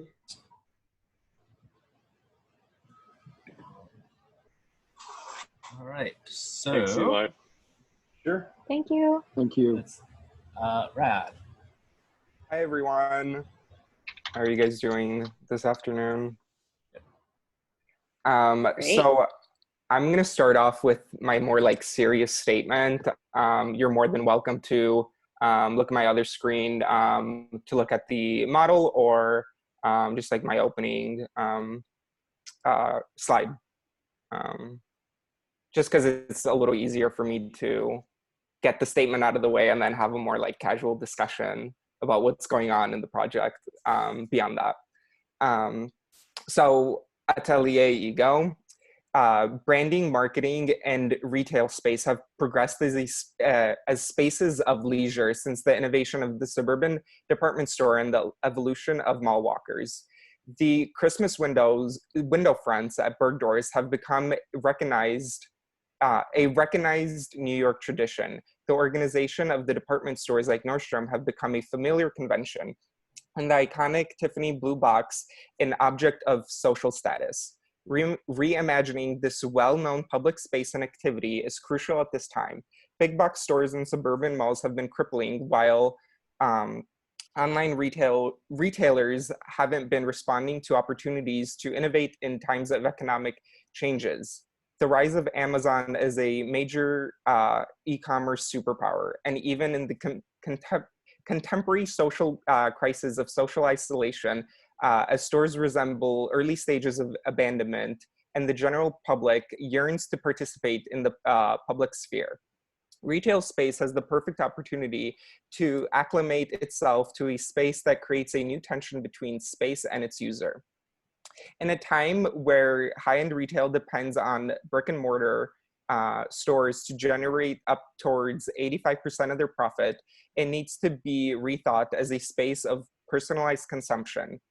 Creating this experience borrows from the idea of haute couture, where garments are made to order, no two identical, whether it be from fit to techniques used. The hybrid model of the physical and digital space is exemplified through a stripped down reappropriation of space that has the ability to adapt a new fashion seasons and change trends through a digital AR platform. The products start their lives as generic objects like a milk crate, a plastic bag, or a coffee can. However, a new skin would act as an applique that reinvents the system of assigning value to consumer goods, reimagining the role of function of these goods as a status symbol. This questions the contemporary idea of consumerism and defines an entirely new playing field for the game of successful luxury retails currently play. As the seasons progress, the skin of these new status symbols start to deteriorate off the generic object, stripping of it its social status, creating a need for casual shoppers to come back into the store to update, to reapply the newest and most trendiest custom skin. The only way to receive a custom skin is to experience the newest level of the store, creating a three-way symbiotic relationship between the patron, the product, and the store. Each new version becomes a souvenir of the experience as it transforms the generic object into an object of luxury and consumeristic desire. So let me start my little video and kind of the backstory of where all of this came about. So the like aesthetic references that I'm kind of pulling from already kind of exist with collectives like Pussy Crew collaborating with Burberry to create these fully digital campaigns for them, as well as the idea that luxury retailers already kind of source their own raw materials. So Hermes now relies on their own crocodile farms. And I also kind of went down like a rabbit hole of watching like snake mutation videos where people purposely breed certain snakes together to create like a unique pattern. So kind of like taking this idea and questioning what's next. What's the next luxurious exotic material, which I think would be human skin. And then I also looked at the current condition of stores, especially like super early on with the pandemic. So this is Prada on Rodeo Drive, and this is Yves Saint Laurent on the same street. So these stores kind of have been almost abandoned with all the product taken out, and all you could see is just the empty shelves. Sorry, excuse me. So it just becomes like a shell of the store. And then this is kind of my like customer research.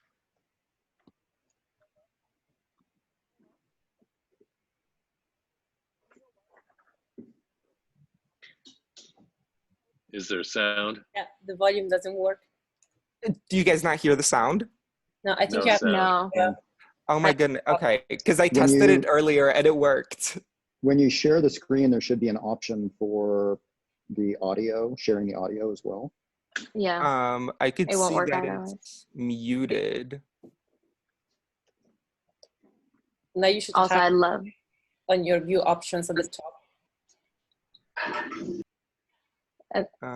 For Zoom, like Zoom view option. Maybe I need to exit out of screen share real quick and then. No, you should be able to do, like, if you go in the top middle, you should have like a green button and right next to it a drop down bar that says view options. Do you not have it? Mine's on Quick Player because I'm playing the video. It's on Zoom, on your Zoom app. No? Because all I have is mute, stop video, participants, new share, pause share, annotate. You When can you also click on stop your share sharing. screen, you can use choose the video sound option, source option under the share screen. You could click off of share screen, and then when you go back into share screen, click on the bottom left. Okay, so hold on, let me restart that then.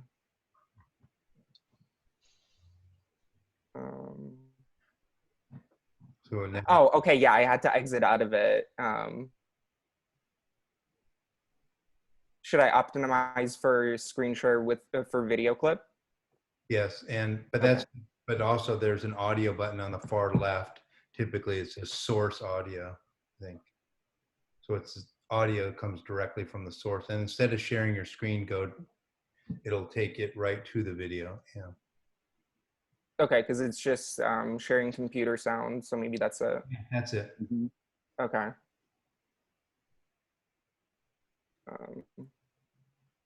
Sorry about that.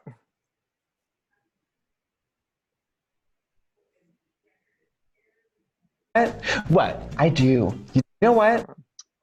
Sorry about that. Do you love to shop? You know what? You know what? What? I do. I do too. And you know what? I like to go to stores. I want to touch it. You know what I mean? Okay. I'm like Very hands-on. Yes, like Yeah. Marie Kondo says to like, you know, like pick things up and see if you want them, and if it doesn't give you joy, get rid of it. Yeah. I'm the opposite. Okay. I want to pick up things I don't even care about and just be like, what is it? Let me touch it and smell it, and then like, I don't want it. Let me rub it all over my body. Yeah. I love people who go too far with like the trying on. Oh God. You know what Okay, so that's kind of like my little consumer background. But with the generic objects that I would see these people wanting to upgrade to this new like status symbol would be very much in the idea of like a container in a way, where it's like a new industrial purse basically. So like the coffee can that you could throw your change in, a plastic bag, as well as the milk crates or to-go boxes. So it's all very like everyday objects, as well as just like containers. And then this is kind of like the skin tones that I'm looking at. And then I started to create physical samples.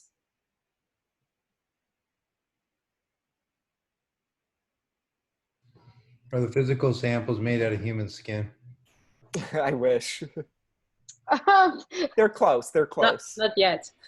Yeah.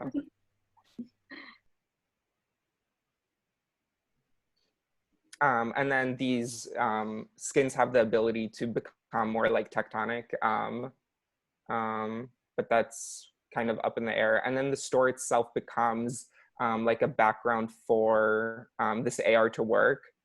So you create this dependency on the physical store rather than you just like shopping online. So the shelves and stuff like that, that's what really the AR is. And this is kind of like a breakdown of multiple possibilities of like each time you go into the store, this is kind of how everything goes. And it's an endless orientation of how you like move through the store, how you interact with the AR and whatnot. And then this is kind of my like marketing. So it's like already Snapchat filters that you guys can go use right now to get you out of your house to go to the store, to entice you.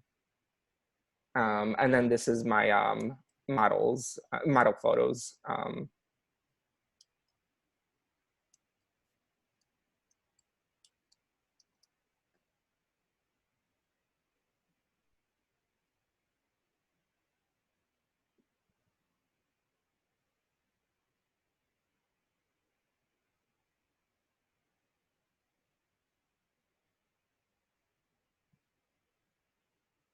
Thank you very much.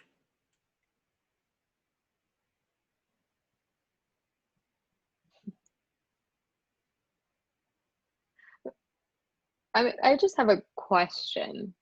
Mm-hmm. I mean, first of all, I love Trixie and Katya, so we had me at them. But my question was that, like, I love the idea that you're thinking of skin as a version of architecture related to also the store and retail as like a hangout spot or like a status symbol, like the store, right? But my question is, like, are you thinking of the store as a physical space that you're want to intervene, or is it the skin itself that you're like more focused on, or is the store just a place that you go to like try on these filters? So I guess I was envisioning that the physical store is, I guess, lends itself to these like empty shells of stores that still function as stores in concept without physical product there.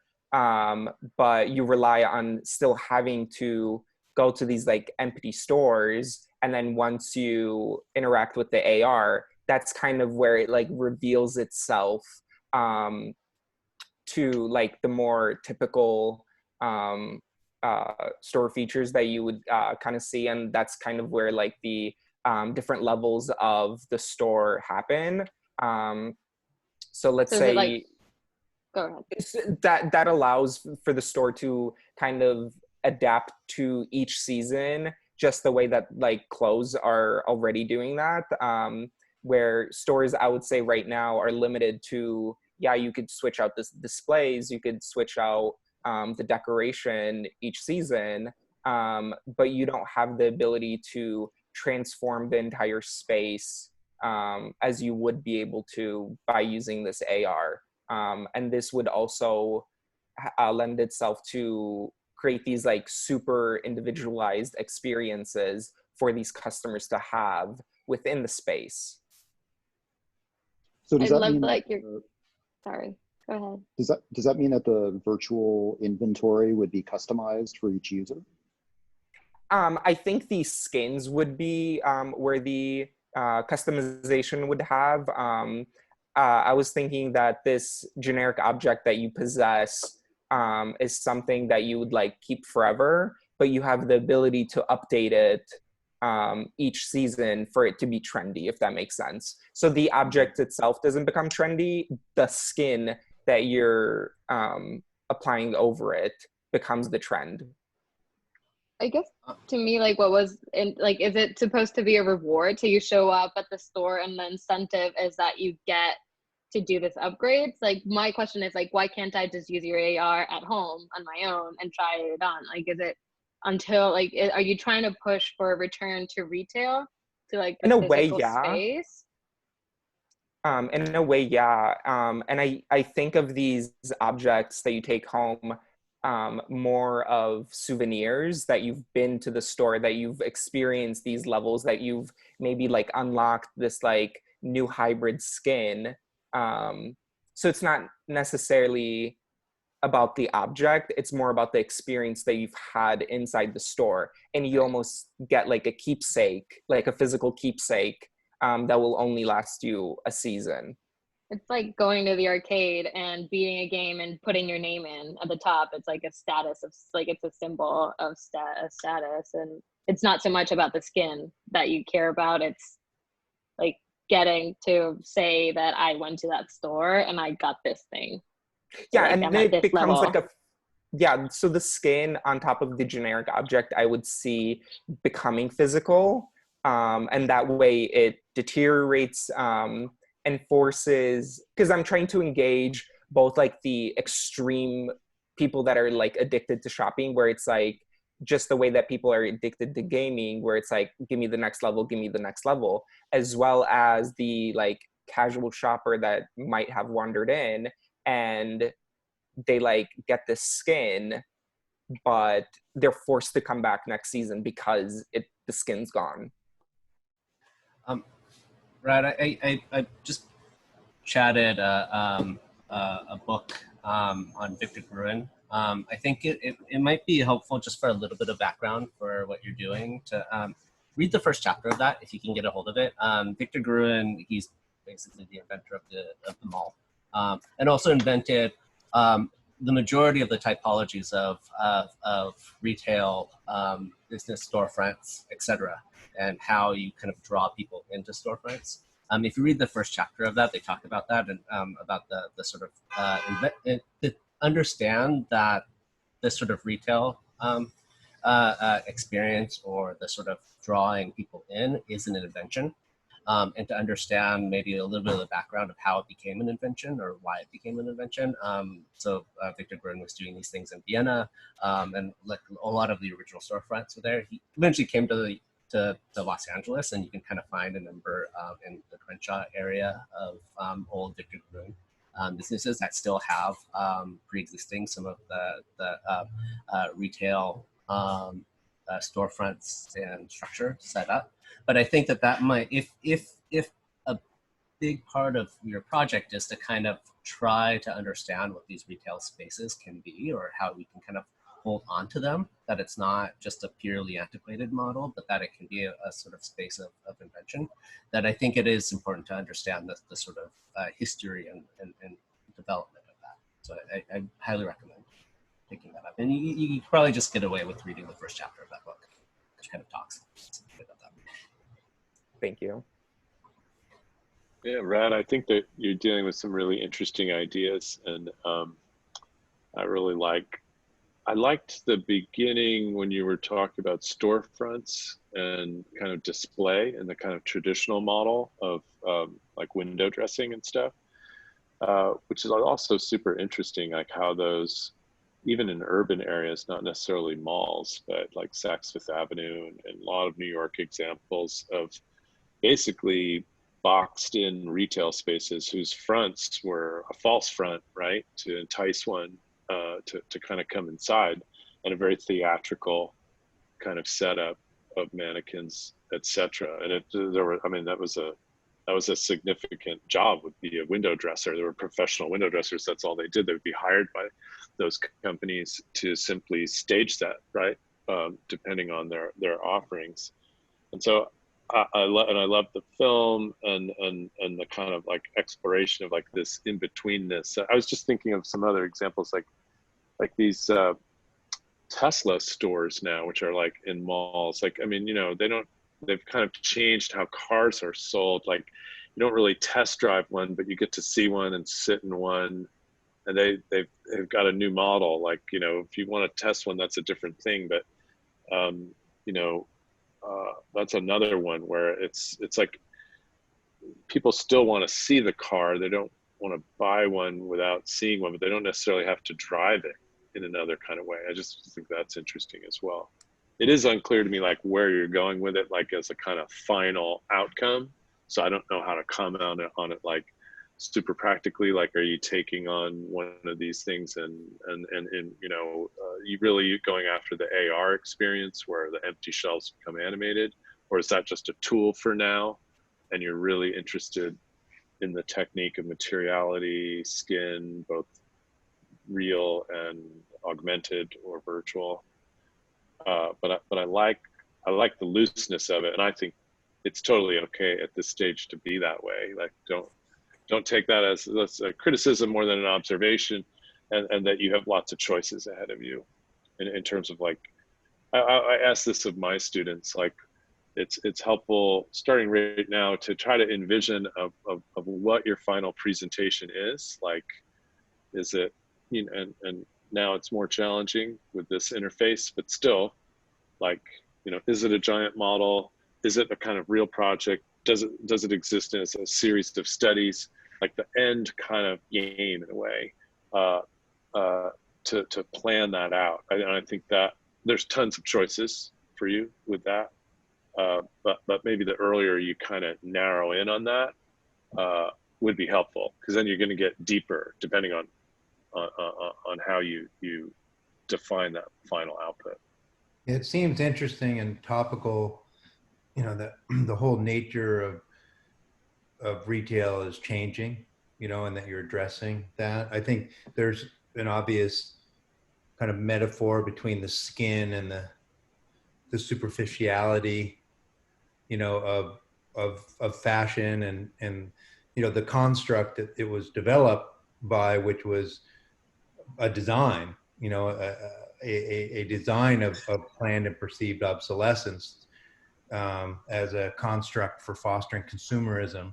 So, you know, it's interesting that you're playing with that, you know, with the frailty of that, the superficiality of that, the trendiness. I mean, looking at window dressings, the first thing, of course, you know, you look at Warhol, but also Simon Doonan. If you don't know Simon's work, of course, at Maxfield's and at Barney's, you know, really transformed the window into a tableau, and to really, you know, making kind of a radical, almost political or artistic statement, you know, in fashion as a way to draw people in. So it would be interesting to see, you know, especially in this virtual kind of presentation format, how you would do an augmented reality piece.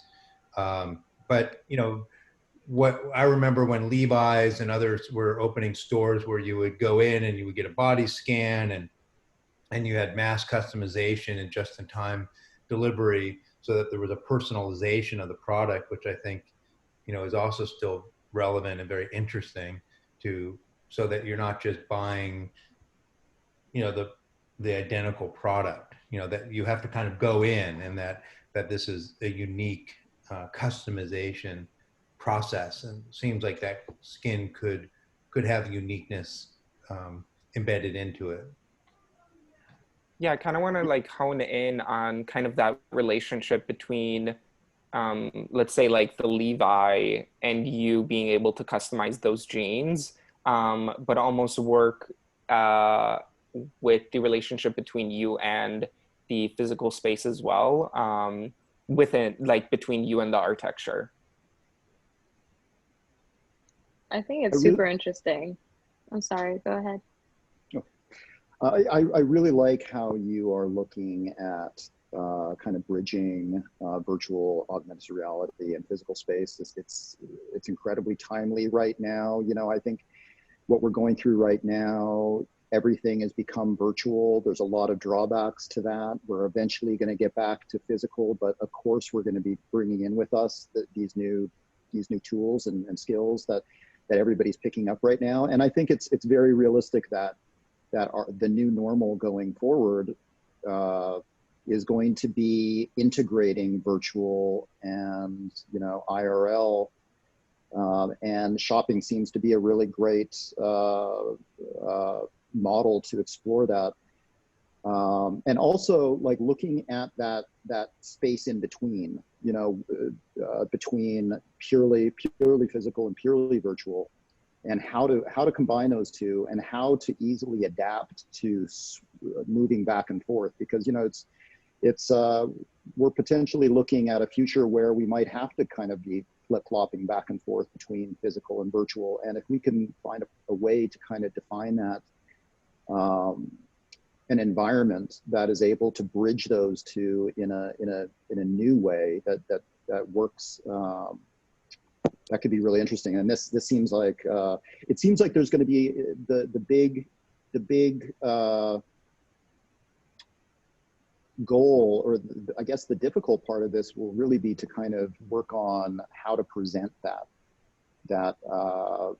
concept in a way that makes the viewer kind of understand what that feels like to experience this type of hybrid environment.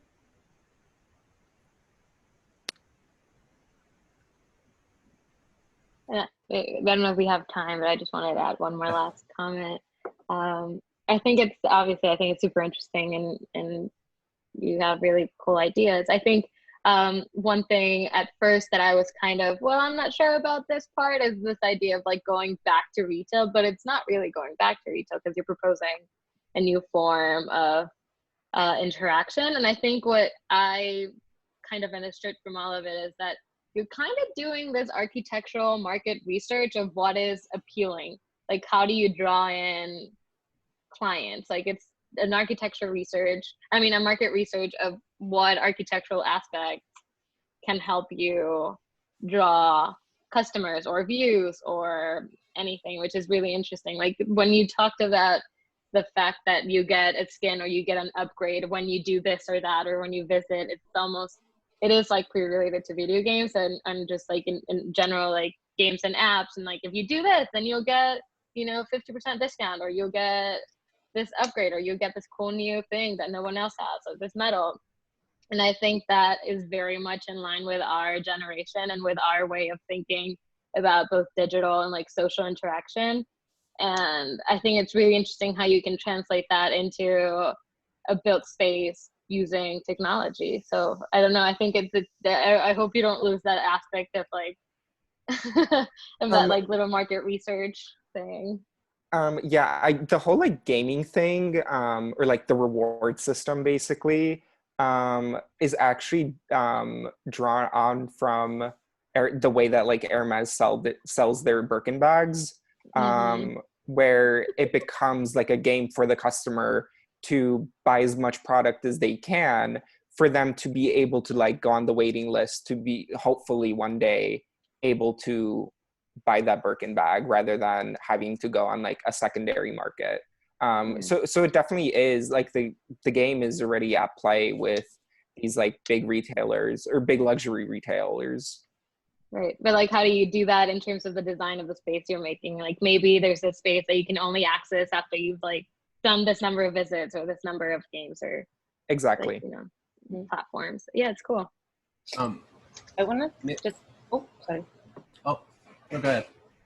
I just want to add one last comment in terms of like kind of connecting to what John was saying, that I really appreciate that you came to miniatures and you really like kind of showed off all your cards, like saying, okay, these are all the things that I'm interested. Those are all like the elements that I have. And I agree that there is a point or there is a moment where you have to decide for like one direction. And I really like this idea of the shop window in a way that we had in our mind for like this past month and a half, 2 months, this constant question of like thinking, okay, you have all of these like material classes, you have all of these objects. How do you move from like the object itself to the space?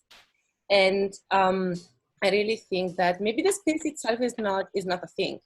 Maybe it's just like the shop window. Maybe it's just like the way how those objects are like activating the space. It's about like how do you change the perception of the space. It's not like designing a space, and that's why also I really like appreciate the idea of like starting with a very generic white box. That's your store, but maybe you don't even need that. It might be just a much smaller space, especially if you have this kind of like play in between what is reality and what is augmentation, like an augmented reality. Mm-hmm. Do we actually need so much physical space as a store, as usually like a store has, especially like a Prada or like a high-end retail? I mean, their stores are huge. It's not like the small boutique. And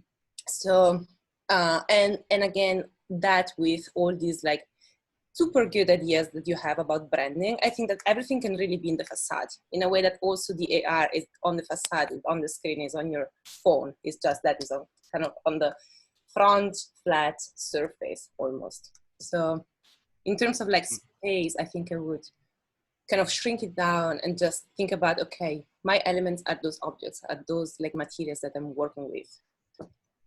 One, maybe building on that, one other reference to just kind of look at briefly would be take a brief look at Walter Benjamin's Arcades project, and just this idea that if you are focusing on storefronts, the way that perhaps this sort of these new sets of spaces or hybrid sets of spaces start to produce a new type of subject, maybe an expansion or an extension of a flaneur type subject person. And so I would kind of look at the Arcades project, because he's writing about Paris in the 1940s, to see how he's talking about how the retail storefront experience is actually producing that type of subject or a new type of sort of individual within the city. And so that might be a sort of another historical sort of yeah, that's kind of where originally I started like situating my project, but after like talking to the history or the cultural agents, they kind of advised me to have more of like a contemporary situation with it, with more of like the mall walker rather than the flaneur. Mm-hmm. So that's kind of where like my so like the arcade becomes the mall, and then the mall walker is the flaneur. That's right. Kind of where that statement kind of started with. Super exciting. So I think we, time-wise, we gotta jump to the last project. Thank you so much, by the way. Thank you. Thank you. Thanks, Rad. Hello, can you hear me? Yep. Okay. I'll just share my screen. Can you see my screen now? Yes. Okay. So my thesis considers the possibility of an architecture that has the capacity to undergo formal and material transformations, adapting to environmental qualities as time passes. It is an investigation into the multiplicity of spatial existence and positions architecture as inherited material and thus a subject to process of entropy. So on the top here, looking at the Robert Smithson's land art projects, partially buried woodshed, the work consists of the woodshed on campus that it covered with earth until the central beam broke, illustrating the concept of entropy. By 2018, only a mud of the dirt and the structure's foundation remain. Another earthwork of his, the Sparrow Jetty, is built of mud and basalt rocks. The sculpture is sometimes visible and sometimes submerged depending on the water level of the lake. So his work clearly demonstrates an idea of working with geological information and time. Then how can we imagine architecture in such a matter? So I'm investigating the possibility of this question from construction and studies of images, physical models, and digital simulations. Here are the miniature model photos. So I poured concrete on top of a wooden frame and soaked it into salt water for a week. The top lines are before it's soaked in the water, and the bottom are after. So you can see the wood beam start to have rot, and there are accumulated salt that grow out from the water. So my project is located at the edge of Mono Lake. It is a landmark designed to transform gradually throughout its lifetime in relation to the local geological timeline. The diagrams here is showing that the possibility of this project embraces the unstable form and the raw material qualities in the matter of simultaneously breakdown and transformation. So that the architecture is a process in both decay of the building structure and the aggregation of growing materials. By demonstrating the projects in 3 stages of existence, this crucial narrative captures each moment of time from past to present and future. It captures the existence as a building material and form, then generates a new space in each stages throughout the lifetime. And so that the form and materials I have at the moment is more of a representation for the project. I'm still in the process of developing the real building construction method and the materiality through the simulation test of the decay and growing of material.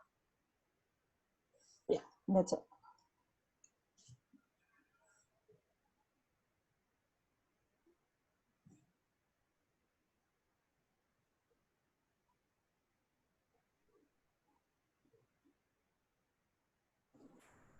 So maybe I missed it, but you said, is there a program to this? Is it an installation? Oh, no, it's the program of the building would change through time. So I'm thinking it starts as a museum. Then after it breaks down into modular pieces, it becomes artist residency.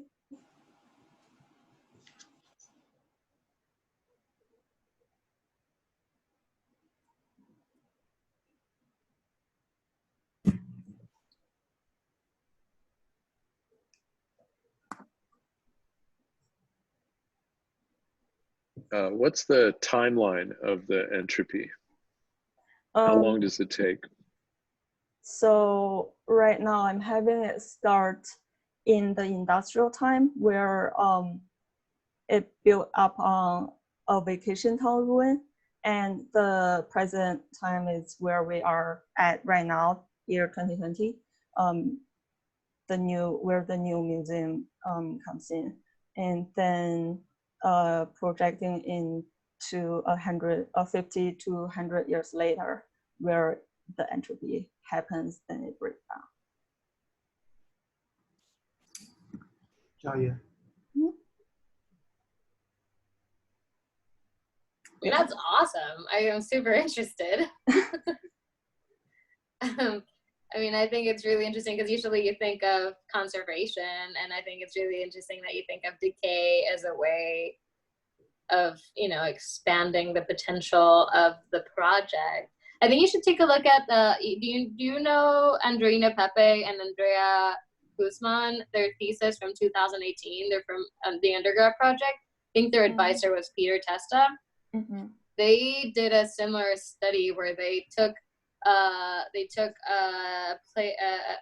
palazzo in Venice and just proliferated this kind of aggregate material that in a way decomposed a lot of parts of the building, but it also mummified it. So it kind of was an intervention to keep its heritage, but to encourage its decay. So I think that might be a cool reference for you. Yeah, I guess I'm interested to see more. I don't know.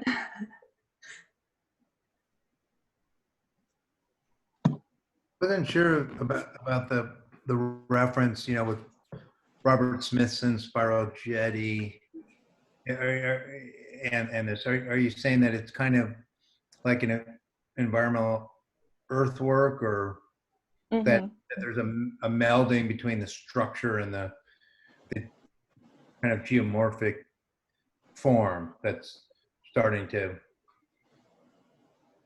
So the Sparrow Jetty is a permanent structure at the lake, but the appearance of it depends on the water level, and also because it's soaked in the salt water. So there's an aggregation of salt over time on top of the existing structure. That's what, I guess that's the aspect I'm referring to for my project. But did Smithson, was that part of his original thesis, that eventually this piece, like if you look at Andrew Goldsworthy's work, you know, are interventions within the landscape that are intentionally designed to be short-lived and to, you know, utilize that entropy to kind of dissolve the form. My understanding of Sparrow Jetty was that it, you know, was kind of designed to be more permanent. Now there is no permanence because everything moves towards entropy. So even if you tried to design a building for permanence, it's still going to move towards entropy. So, you know, at this point, once your building is at a certain form that's you know, an implied entropy, how is the building designed specifically to change over time then? Right, so I'm still in the process of that development, but I'm kind of like trying to show it through this setup diagram where the building has two different structural systems where it's linked with a skinnier pathway that would build a wood frame or something that it's easier to be decayed over time, compared to where the major program areas, it's built of more permanent structure. So the building's use can be maintained consistently as the outer structure disintegrates and changes? Right. Okay. So the building could still be maintained throughout its use without changing its decompositional nature. For a range of time, and after that, I mean, it would still decay over time, and then it would become abandoned landmark, I guess. Have you thought about integrating any like sort of machine that once the material, let's say, has decayed, and it can like be remixed and sort of like reprinted by I don't know, a sort of robot or something like that, in a way that you don't have to ask too much to the structure to kind of define what the shape of the building is? I haven't considered that possibility. Right now, I'm having it more of rely on its natural decay. But yeah, I'll look into that. Because you might have like different moments in the design where everything is kind of controlled by the nature, by kind of external agencies, whether you might need moments where you are more in control of how your structure works, or like your design itself works. So it might be always like a shifting in between like these two states. You know, and there's lots of different ways of the way things decay or the way buildings react to entropy. And I wonder, like right now, it looks like a very structural, like a building turning into a ruin.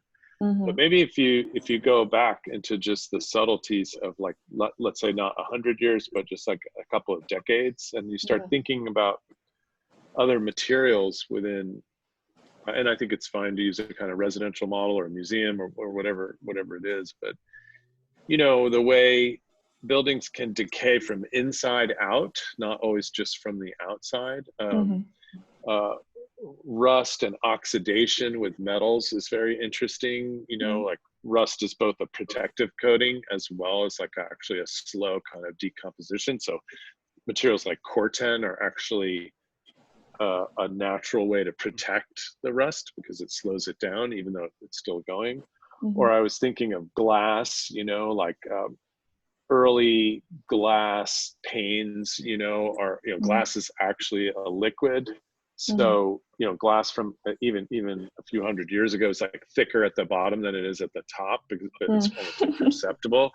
You know, like weird things like that are like on something that's like centuries. So there's a lot of other things that, like, I mean, I appreciate the model and the use of salt water and things like that, but they seem like just kind of low-hanging fruit at this point of like a building turning into a ruin. And I don't know, Matthew mentioned subtlety on another project earlier, and it may be that, and it's useful to do those models. There's nothing wrong with them, but the kind of building as ruin, or then it just becomes a kind of platform.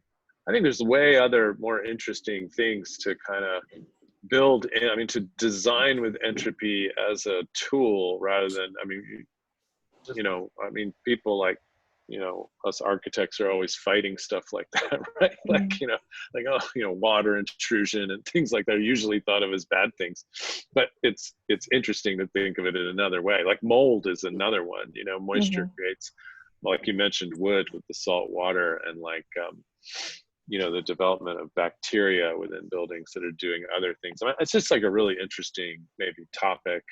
I guess I'm more interested on a material level, less a maybe spatial level, but it could be like if something that holds something decays, then kind of falls down, and something heavy moves in another kind of relationship to the object. I mean, there's a lot of territory there to explore. Maybe I misunderstood.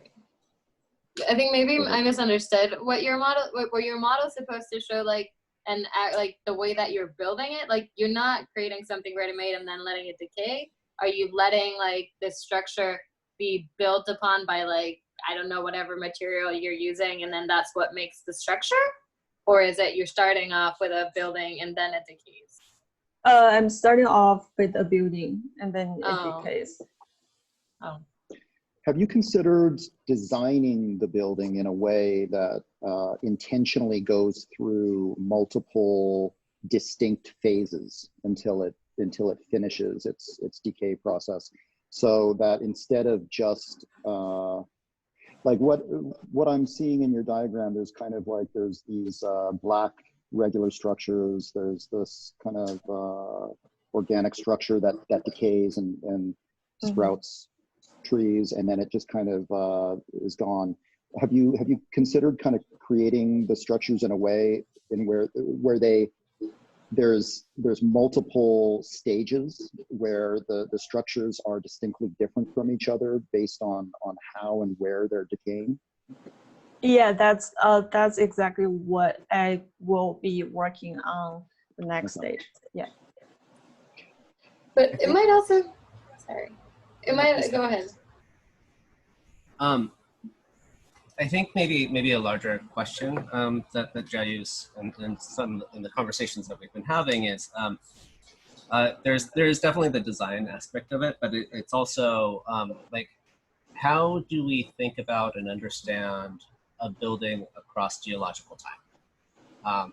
And so we can think about a building in the past quite easily, right? We have other mechanisms, what we might call something like on industrial time. So with the photograph or photographic records, things like that that are kind of documenting change, and we can kind of think about how a building and its materials might change over a certain course of time.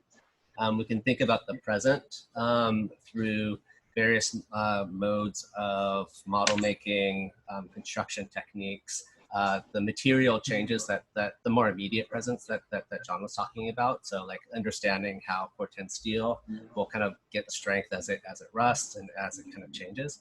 But then it's much more difficult to think about a building in 500 years from now, like how a building would change. And I think the part of what Joy is working on that hasn't quite kind of surfaced in this version, because I think she's still trying to work out the details of it. The tools that we have, we can't really rely on representation modes, but we can rely on tools of simulation. And so producing simulated models of material that decay that will kind of set up these conditions that that you're kind of talking about, Paul, where like you build a couple of different types of materials and then you kind of run a test run across 500 years, and you start to see how things start to fall and collapse. And I think that that's what we see in the lower left corner that Jai is testing out in terms of like thing. Yeah. So definitely, I think all of the comments are really great. Super interesting idea to explore, and yeah, I'm excited to see how this develops. Yeah. I think maybe it would be also cool to think about like the beginning of it, not just like its decay, but also how it was built. And it just reminds me of a project. I wish I remembered the team who did it, but when I was studying in Mexico, there was a team who proposed this material, and it was purely about material studies. And they created this like mesh that had gelatin powder on it, and then when water was introduced, it would kind of expand and it would cover itself, so it became impermeable for a certain amount of period. And then obviously the water was too much and it decayed again and it was permeable again. So I think like just that arc is also super interesting. And I think it's super fair to say that your interest is in material, if it is in material, and not like a theoretical argument. I think that's super valuable too, at least in my opinion. It's cool.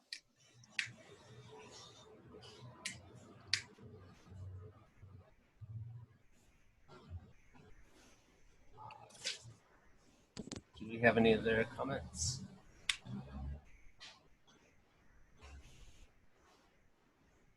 I think it'd be interesting to add to your precedent studies. It would be interesting to kind of look at the way that different things, like non-architectural or man-made things, decay as well. Mm. Yeah. Mm-hmm.